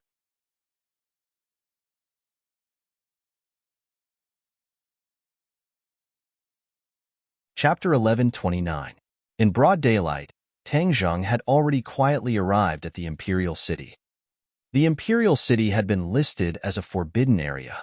Everyone who entered or left had to go through strict inspection. They dug 3 feet into the ground, trying to find the 5-clawed golden dragon. In the end, they found nothing, but they did not give up. Seeing that the former tourist attraction had turned into a bustling construction site, Tang Zheng sighed, but he also sneered disdainfully. "Even if you dig through the ground, you won't be able to find the 5-clawed golden dragon." Tang Zheng used an illusion and walked through the construction site openly. Then, he arrived at his destination. He activated the formation and arrived at the imperial city in the next second. When the 5-clawed golden dragon saw Tang Zheng, its dragon eyes widened. Then, it said ecstatically, "You've finally reached the semi-god realm." It realized that the day it regained its freedom was coming. Tang Zheng walked in front of it with a calm expression and said, "Yes, I've reached the semi-god realm. Then can you let me out?" The 5-clawed golden dragon could not wait to say, "If you go out, what are you going to do?" Tang Zheng asked. The 5-clawed golden dragon hesitated. After being imprisoned here for hundreds of years, it no longer knew what it would do when it went out. Revenge? Yes, it had thought about it. However, because of Tang Zheng's existence, it absolutely could not do so because Tang Zheng would stop it. Tang Zheng's soul imprint was still in its mind, so it did not dare to act rashly. "If you don't have anywhere to go, why don't you stay by my side first?" Tang Zheng suggested. The 5-clawed golden dragon's eyes turned cold, and it asked warily, "Why should I stay by your side?" "Of course you have a place to be. You're so strong. Who else in this world can be your match?" "What's my place?" the 5-clawed golden dragon asked. "There's one thing you don't know yet." "What is it?" "The devil army has returned. This world will be turned upside down. What? The devil army has returned? The five-clawed golden dragon was shocked. It had seen the devil clan before and knew how powerful they were. However, the two sides had not had much contact. Yes, the demons have completely returned, Tangjing said solemnly. The five-clawed golden dragon fell into silence. It was also very clear what this meant. Perhaps there was a place for it to be used, but subconsciously, it did not want to be used by Tangjing. By nature, it likes to be free and unrestrained. However, under the eaves, one had no choice but to lower their heads. It knew that if it did not agree, Tangjing would not let it out so easily. Taking a step back and leaving this damned place was the next most important thing. All right, I promise you. The five-clawed golden dragon nodded. Tangjing smiled with relief. The five-clawed golden dragon was not a fool and had made a smart choice. If it did not agree, perhaps he would have to use some means to make it agree. How could he let such a powerful guy leave him? The five-clawed golden dragon looked at Tangjing aggrievedly and said, "Then can you break the formation now and let me regain my freedom?" "Just you wait." Tangjing walked into a small door at the back. It was the eye of the formation, and the heaven and earth obsidian was also buried below. The five-clawed golden dragon stared at him through the small door, its eyes full of expectation. It had been imprisoned in this damned place for hundreds of years and had long been tired of it. Tangjing had long been connected with the formation, so it was much easier to break the formation than expected, especially after he had reached the semi-god realm. "I'll begin," Tangjing said lightly. The five-clawed golden dragon hurriedly nodded. "All right, let's begin." Tangjing stretched out his hands and opened his 10 fingers. With a thought, he roared, "Rise!" Rays of white light shot up from the floor into the sky. It was the light emitted by the heaven and earth obsidian. In an instant, the small room was filled with white light. Tangjing bathed in the light and was filled with a mysterious aura. He was serious in speech and manner and was exceptionally serious. People could not help but feel awe when they saw him. The five-clawed golden dragon looked at him and could not help but have the same thought. It suddenly felt that it was extremely ridiculous. How could it be in awe of a person at the first grade of the semi-god realm? Tangjing was immersed in the formation. At this moment, every corner of the formation appeared in his mind. Once this formation was broken, the formation that the predecessors had spent so much effort to set up would be destroyed. He took a deep breath and inhaled rays of light through his mouth and nose. In an instant, his body seemed to have become transparent, which was extremely mysterious. Boom, boom, boom. A series of loud sounds suddenly rang out and the ground trembled. At the same time, the imperial city also trembled as if there was an earthquake. However, this trembling did not affect the entire capital like before. Instead, it was limited to the imperial city. This was because Tangjing deliberately reduced the influence of the formation after controlling it. In fact, if he had not coincidentally controlled this formation with Chiyu's help, he would have wanted to break this formation. He was afraid that the huge capital would have been affected, and who knew how many buildings would have been destroyed in a day. Now, the influence had been reduced to the lowest level. This was the limit of what Tangjing could do. He did not want to turn the world upside down just because he let the five-clawed golden dragon go. Although he said so, everyone in the imperial city turned pale with fright and started to make a big fuss. Many of them had experienced the battle of the imperial city. When they felt that the sky was shaking and the earth was shaking, their expressions immediately changed. They shouted hysterically, "Everyone, get ready. The dragon might be coming out." Dragon. This word immediately suppressed the fear in their hearts. Their purpose was to find the dragon. When they knew that the target that they had been searching for so long was finally about to appear, many bold people even had a bright light in their eyes as they stared at the ground. The ground trembled nonstop, and smoke and dust splashed up on the ground. After a while, it turned into rolling yellow sand, blocking people's vision. "I can't see," someone in the crowd shouted loudly. However, in the end, there were still timid people who panicked and did not know where to go. They shouted and fled. The imperial city was in chaos. The ground collapsed bit by bit, and a large black hole appeared and formed a vortex. The sand spun along the vortex and fell bit by bit into the black hole. No one knew when it would end. Although yellow sand filled the sky, there were still people who saw this scene. Many smart people immediately thought that the dragon might be in the black hole. Then wouldn't they be able to find the dragon if they jumped down? The bold people wanted to jump down. However, they could not get close at all. They were swept up by the huge sandstorm and thrown in all directions. Tang Jing also sensed the strange phenomenon in the imperial city, but it was unavoidable. Therefore, he did not get distracted and still focused on breaking the formation. The ground shook more and more violently, and the white light became more and more intense. Whoosh! A piece of heaven and earth obsidian flew up from the ground and floated in the air. Then, other pieces of heaven and earth obsidian flew up one after another.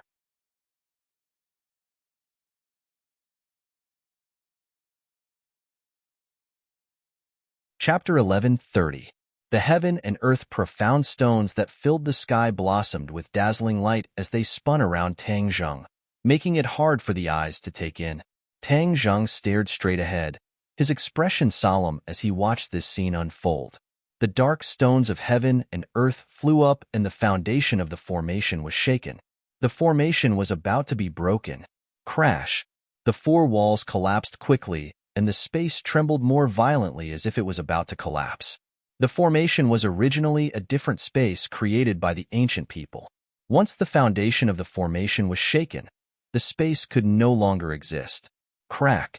With a crisp sound, the chains that trapped the five-clawed golden dragon opened automatically.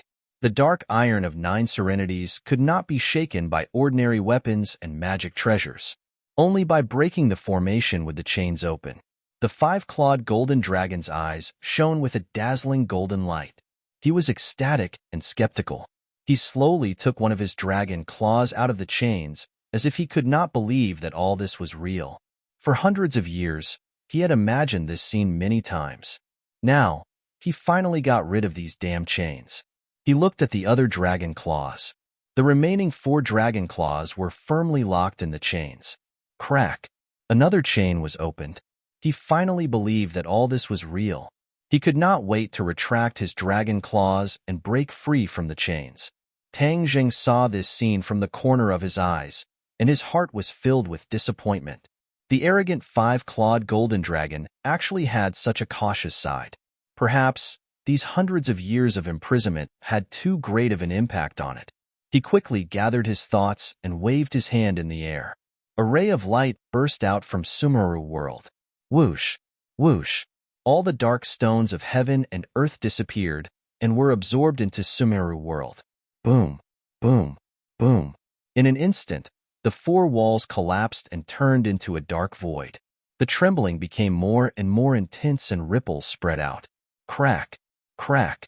The remaining 3 chains were opened and the 5-clawed golden dragon was completely free. Roar! The 5-clawed golden dragon raised its head proudly and was in high spirits. Its whole body shone with a golden light as its dragon chi erupted. Bursts of thunderous explosions resounded in the air as the dragon's roar resounded throughout the heavens and earth. Tang Jing strolled out of the small room and looked at the 5-clawed golden dragon that was cruising in the narrow space. He nodded and said, "I have fulfilled my promise." The 5-clawed golden dragon stared at Tang Jing with his eyes wide open. Finally, he nodded and said, "Thank you." Tang Jing smiled faintly as his gaze fell on the chains on the ground. The 9 serenities mysterious iron is taken from the 9 serenities of the ghost world. It's a rare material for forging weapons and magic weapons. The 5-clawed golden dragon saw through Tang Jing's thoughts and explained, "If that's the case, then keep it. Don't waste it. Maybe it'll be useful in the future." Tang Jing waved his hand and kept the mysterious 9 serenities iron in his Sumeru world. Tang Jing looked up at the space that was about to be completely destroyed and said, "Let's go." The 5-clawed golden dragon looked around with a complicated expression. This was the damned place that he had been trapped in for hundreds of years. Finally, he was going to leave. Roar! The dragon roared loudly as the five-clawed golden dragon shook its head and wagged its tail. Boom! The space was destroyed. A man and a dragon soared into the sky from the black hole. The sand stopped spinning, and everything seemed to be still. Under the watchful eyes of the crowd, the two figures soared into the sky. The five-clawed golden dragon bloomed with golden light that could almost blind people under the sunlight. This scene was too shocking. As long as one saw it, they would never forget it for the rest of their life. A tremor from the soul spontaneously arose. Bang! Bang! Bang! Many people's legs went soft as they knelt on the ground and prostrated themselves. Their mouths were muttering incantations. There was no lack of people who were bold before.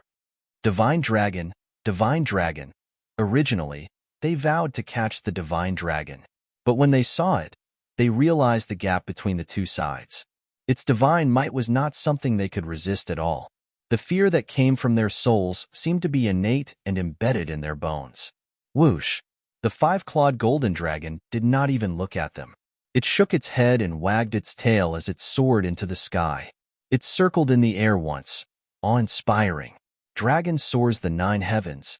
In the vast capital, thousands of pairs of eyes witnessed this scene. The restless capital instantly quieted down as if a spell had been cast on it. The traffic stopped, the pedestrians stopped walking, and even the water in the fountain seemed to have frozen. Dragon! Someone shouted shakily. His voice was hoarse as if it was squeezed out from a crack in a stone. Then, exclamations rose one after another, toppling the mountains and overturning the seas. Dragon! Divine dragon! Bang! Bang! Bang! The densely packed crowd knelt on the ground and kowtowed to the five-clawed golden dragon. Huaxia was the descendant of the dragon. In myths and legends, the dragon had a status that other mythical beasts could not compare to. In the past, many people thought that this was just a legend and not to be believed. Now that they saw this scene with their own eyes, many people's worldview was turned upside down. So, dragons really existed. A miracle. There's someone on the dragon's head. An exclamation attracted everyone's attention. There was actually a person standing on the dragon's head. He was high and mighty, like a god overlooking all living things. Weren't dragons high and mighty, insufferably arrogant? How could they let someone stand on their head? This didn't make sense. Many people widened their eyes, wanting to see that person's appearance clearly, but they were too far away to see clearly. This enormous and ancient city completely erupted. Many people were shouting and yelling as they ran through the streets and alleys to spread the news. In an instant, the streets were emptied as everyone stared at the scene in the sky. Many people began to believe that there were gods in this world. Perhaps those miraculous myths and legends might not be unfounded and might actually be true. Although the government had refuted the rumors many times, this scene in front of everyone's eyes was no longer something that could be erased by means of refuting rumors. After all, the eyes of the people could not be blinded forever. From this moment on, the world had undergone a subtle change, and so had the hearts of the people. Tang Zheng stood on the dragon's head, looking down at all the living things below. He did not have any thoughts of being superior. He knew that with the return of the demons, the worldview of the people in this world would be turned upside down. Since this could not be stopped, why not go with the flow and give them a heads up first? Otherwise, in the future, they would be even more afraid and the situation would be even worse. The bureau chief and Lu Wuxin heard the dragon's roar and saw the other guards outside the door turn pale with fright as they stared at the sky, dumbfounded. They hurriedly rushed out and looked up, just in time to see the scene in the sky. The five-clawed golden dragon's body was so huge that it almost stretched across half the sky. In the capital, it could be seen clearly from any angle. Although they did not see the person on the dragon's head clearly, the bureau chief immediately called out his name. Tang Zheng. That person is Tang Zheng? Lu Wuxin was surprised. The bureau chief nodded. Other than him, it can't be anyone else. He knew very well that Tang Zheng had deliberately concealed the truth about the dragon. This time, other than Tang Zheng, who else had the ability to make the dragon appear? Immediately, the jealousy in his heart erupted like a volcano. He should be the one standing on the dragon's head. After all, he was the one with the highest authority in this world. That was his position. What qualifications did Tang Jing have? Lu Wuxin's pupils constricted slightly, and he did not say a word. Yi Meiyu's eyes were also filled with shock, and she said in fear, "Senior, this..." Although she was already a cultivator, she still felt a deep fear towards the dragons might emitted by the five-clawed golden dragon, and even her words became hesitant. Lu Wuxin did not listen to Yi Meiyu's words. With a tap of his foot, he flew towards Tang Jing. However, with a sudden flash of golden light, the five-clawed golden dragon and Tang Jing disappeared together. A second ago, they were still in front of their eyes, but in the next second, only white clouds and bright sunlight remained in the sky. Many people's jaws almost fell to the ground. How did the divine dragon disappear? However, many people also reacted. As expected of the divine dragon, it possessed a supreme divine ability. Otherwise, how could it disappear so miraculously? Lu Wuxin stopped in her tracks and floated above the courtyard house. Her eyes searched everywhere, but she could not find any traces of the five-clawed golden dragon and Tang Jing after a long time. She originally wanted to rush up and investigate. However, at this moment, after calming down, she felt a lingering fear. If she really rushed up and confronted the dragon head-on, what should she do? Was she a match for the dragon?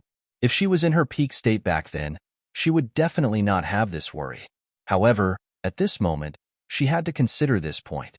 She struggled for a long time, but still did not get an answer. However, she immediately made another decision: to leave the capital. She regarded Tang Jing as an enemy and had almost killed his parents earlier, so she had formed a grudge with him. If she stayed in the capital, with her cultivation, she might not be able to obtain any benefits. Of the 36 stratagems, leaving was the best strategy. First, she would summon her old subordinates and carry out the long-planned plan. Only then would she not be afraid of Tang Jing and the dragon. She had already made up her mind and immediately landed back in the courtyard house. She looked deeply at the bureau chief and said, "We're leaving." With a flash of his figure, he walked out of the courtyard house with large strides. Yi Meiyu put away her thoughts and followed closely behind him. Looking at the backs of the two people leaving, the bureau chief looked at his fists. Crack, crack. His fists cracked as he ordered the guards on his left and right, "Send someone to keep an eye on a few places in the information we collected." He understood that it was a fool's dream to send someone to follow Lu Wuxin. She wanted this information so much, so she would definitely do something. However, he could not guess her intentions for the time being. The only way was to wait for the rabbit to show up. He was very clear about the details of the information he gave the other party. As long as he sent someone to wait, he could figure out the other party's true intentions. He raised his head to look at the empty sky, his eyes flashing with a faint light as he said, "Wu Junshan and Lan, you have encountered such a great calamity. Tang Jing will definitely not let this matter rest. We cannot stay in this place any longer." He did not want to reveal that he was a cultivator for the time being. This was his trump card. In order to avoid being exposed, he could only not confront Tang Jing directly.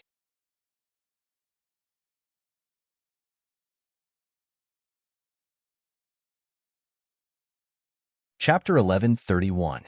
High up in the sky, Tang Jing saw the reactions of the masses. However, he wasn't showing off, so he didn't want to cause too much fear. "Let's go." As soon as he gave the order, the five-clawed golden dragon flashed with a golden light, and the man and dragon disappeared from the sky. In the next second, he appeared in a small alley in the capital. He was so fast that even Lu Wuxin, who had soared into the sky, did not notice anything. This was the five-clawed golden dragon's ability. Once it was free, the power it displayed was beyond Tang Jing's imagination. Not only did the formation of the imperial city restrict its freedom, but it also suppressed its divine abilities by quite a bit. In the small alley, there were few people and it was quiet. A commotion could be heard from afar. Obviously, the disappearance of the dragon god had caused a commotion among the people. Tang Jing looked down and saw the five-clawed golden dragon wrapped around his arm. However, this dragon was very small, like a small snake. The five-clawed golden dragon could change its size and appearance. Tang Zheng wasn't surprised, but he still frowned and said, "Although you've shrunk, I'm afraid others will be frightened if they see you like this." The five-clawed golden dragon rolled its eyes helplessly. Its eyes were full of light as it muttered, "Humans are so troublesome." Seeing Tang Zheng's frown deepen, it quickly added, "I wasn't talking about you." Whoosh! The five-clawed golden dragon disappeared in a flash of golden light. In the next second, a vivid tattoo appeared on Tang Zheng's arm. It was a vivid and lifelike five-clawed golden dragon. Tang Zheng's eyes flashed with surprise. "You actually have this ability." This way, the five-clawed golden dragon wouldn't scare others. "Of course, I'm very capable." The five-clawed golden dragon's voice sounded in Tang Zheng's mind. Telepathy. Tang Zheng wasn't surprised. Although the five-clawed golden dragon was attached to his arm, it didn't know that the inner demons lived in his body like Qiyu. Ever since the inner demons returned from the island nation, they had become very quiet. Qiyu had left Tang Zheng's body, but the inner demons had failed to do so. Now, he seemed to have suffered a heavy blow. Hearing the five-clawed golden dragon's voice, the inner demon said faintly, "What's there to be proud of? Who are you?" The five-clawed golden dragon was shocked and quickly asked. It did not know about the existence of Qiyu and the inner demons. "Humph, who I am has nothing to do with you." The inner demons snapped. "That's enough." Tang Zheng didn't want the two of them to quarrel again, so he quickly stopped them. "Five-clawed golden dragon, since you heard the voice of the inner demons, then let me tell you, there is another soul living in my body." "The inner demons? Who are the inner demons?" The five-clawed golden dragon was confused. "What qualifications does he have to criticize me like this?" "Humph, who am I? When I was in my prime, you, little dragon, had not yet been born." The inner demons said disdainfully. "Arrogant." The five-clawed golden dragon flew into a rage. "Both of you talk less," Tang Zheng reprimanded. One person and one dragon were intimidated by Tang Zheng's pressure and did not dare to be noisy. Tang Zheng took large strides out of the small alley and arrived at the main street. He saw that everyone was whispering to each other and discussing spiritedly. From time to time, they would look towards the sky as if they wanted to see if the Divine Dragon Society would appear. Tang Zheng understood that his good intentions had worked, and this would definitely cause an earth-shattering change in people's views. When he returned to his house, everyone was standing in the yard, not looking at the sky. Although they knew about the five-clawed golden dragon, they were still deeply shocked when they saw the scene in the sky with their own eyes. Of course, they knew who was standing on the dragon's head and couldn't help but feel honored. Lan Yu was also standing in the crowd. She had just returned when she saw the scene in the sky. She didn't have time to tell everyone that she was ambushed before she was interrupted by this incident. When Tang Zheng leisurely strolled back, it was as if she had just awoken from a dream. She madly rushed towards Tang Zheng, grabbed his hand, and impatiently said, "Little Zheng, quickly save your father." Tang Zheng was suddenly startled. He subconsciously held her hand and anxiously asked, "What happened to him?" His heart trembled. He actually had a feeling of worry. "I went with him to see the leader to seek justice for you. I didn't expect to meet Lu Wuxin.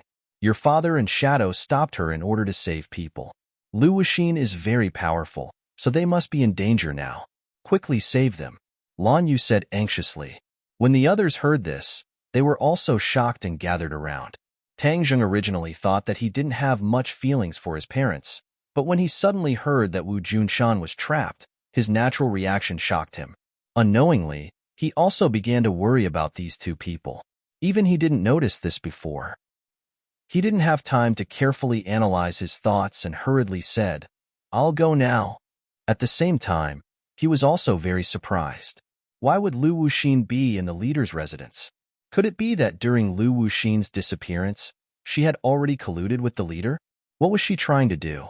He shook his head and temporarily didn't think about the reason. He turned and left. "I'll go with you." Lan Yu immediately chased after him. She had no other choice but to leave her husband first. This time, with her son's help, She was determined to return and lend her husband a hand. When the others saw this, they also chased after him and said in unison, "We'll go help you together." So, suddenly, a figure appeared in front of them. It was as fast as lightning, arriving in the blink of an eye. However, his footsteps were swaying and his body was weak. His body was covered in blood and his face was pale. He clenched his teeth and couldn't hide his sorry appearance. After taking a closer look, Tang Zheng recognized him and subconsciously exclaimed, "You're back?" The others were also stunned and looked at him with incomparable surprise. This was poles apart from his usual appearance, as if he was a completely different person. It was hard to imagine what he had experienced. Wu Junshan ran all the way, even ignoring the strange phenomenon in the sky. When he finally reached the door of his house, he saw the familiar figure. His vision turned black, and he weakly fell to the ground. Tang Zheng was shocked. He stepped forward bravely and hugged him, shouting, "Wake up!" Seeing that he didn't respond at all, he immediately put his hand on his wrist and injected a trace of true qi into his body. He felt that his qi was weak and his vitality was exhausted. He had lost a lot of blood and was on the verge of death. Tang Zheng turned pale with fright. This injury was not a normal kind of injury. It was hard to imagine what he had experienced for him to be reduced to such a state with his cultivation. Tang Zheng's face immediately became gloomy like 10,000-year-old ice, saying, "Don't worry, I definitely won't let you die." At this moment, seeing Wu Junshan injured with his own eyes, he finally understood that Wu Junshan had imperceptibly left a deep shadow in his heart. The word family seemed simple. Normally, he wouldn't even think about it. But after all, blood was thicker than water. Since the two sides met again, Wu Junshan's actions were indeed compensation, trying to restore the father and son relationship. "Little Zheng, you have to save him," Lan Yu impatiently said. Tang Zheng slightly nodded. Without saying a word, he hugged Wu Junshan and walked home. "Where's the shadow?" Lan Yu suddenly asked. Looking around, she couldn't find any trace of the shadow. Wu Junshan was already unconscious and couldn't speak. Of course, he couldn't tell her the answer. The shadow is very powerful and has a way to hide its whereabouts. It must be hiding again. Lan Yu found an answer for herself, but she already had an ominous premonition in her heart. She just didn't dare to think too much about it. "Hong, you've gone too far. You dare to hurt our people. You guys go back first. I'll go meet Lu Wuxin." Tian Chanzi was skilled and bold. He was provoked by Wu Junshan's miserable appearance and turned to leave. "Be careful," Tang Zheng warned. He had fought with Tian Chanzi before and knew her strength, so he wasn't worried about Tian Chanzi. The group of people returned to the villa. Tang Dahai saw Wu Junshan covered in blood and jumped up from the sofa in fright. In this period of time, his relationship with Wu Junshan and his wife grew day by day. He had already forgiven Tang Zheng's biological parents and got along well with them. "Little Zheng, what's wrong?" Tang Dahai anxiously asked. "Grandfather, don't worry. I will save him." Tang Zheng entered a room and laid Wu Junshan on the bed. Blood immediately dyed the bedsheets red. "Junshan, wake up." Lan Yu was like a pear blossom in the rain, sobbing as she called out. Wu Junshan stood to the side. His eyes were already wet. He begged, "Tang Zheng, you must save Master." Tang Zheng nodded. He looked at everyone and said, "You guys go out first. I will heal him." Okay. You heal him first. If you need anything, we will be outside." Lan Yu wiped her eyes. The back of her hand was wet from tears. She suppressed her mixed feelings and said, "Do you need my help?" Empyrean Fairy asked. Tang Zheng slightly shook his head. "I have a way." Everyone left the room. Only Tang Jing and Wu Junshan remained. Wu Junshan's face was pale. If it weren't for his extraordinary perseverance, an ordinary person would have died on the way. He secretly sighed in his heart. Looking at his stiff cheeks, it was not hard to imagine his all-powerful appearance in the past. Tang Zheng hurriedly gathered his thoughts and helped him up. He placed his palms on his back. A ball of true qi rushed into his body from his back and wrapped around his heart. Originally, his heartbeat had almost stopped. However, after being stimulated by the true qi, it began to beat vigorously. It was as if a sleeping person was suddenly awakened. He immediately regained his vitality. Thump thump. His heartbeat became stronger and stronger. His life force recovered a little. However, the situation was still not optimistic. At the same time, Wu Junshin's inner strength seemed to have been awakened. It strongly rejected Tang Zheng's true qi. The two forces fought in his meridians. Ah! Wu Junshan let out a blood-curdling scream and actually woke up. When he opened his eyes and saw Tang Zheng, his eyes flashed with a bright light as he said, "I was useless. I couldn't get justice for you. P.S.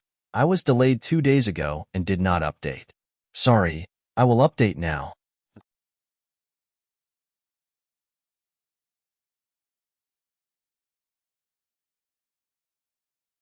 Chapter 1132. Tang Zheng hurriedly supported Wu Junshan and said, "Don't speak. Calm your mind. I'll heal you." You're tuning in to the Warrior Lore YouTube channel. Don't forget to subscribe and join us on this journey to catch the most captivating stories.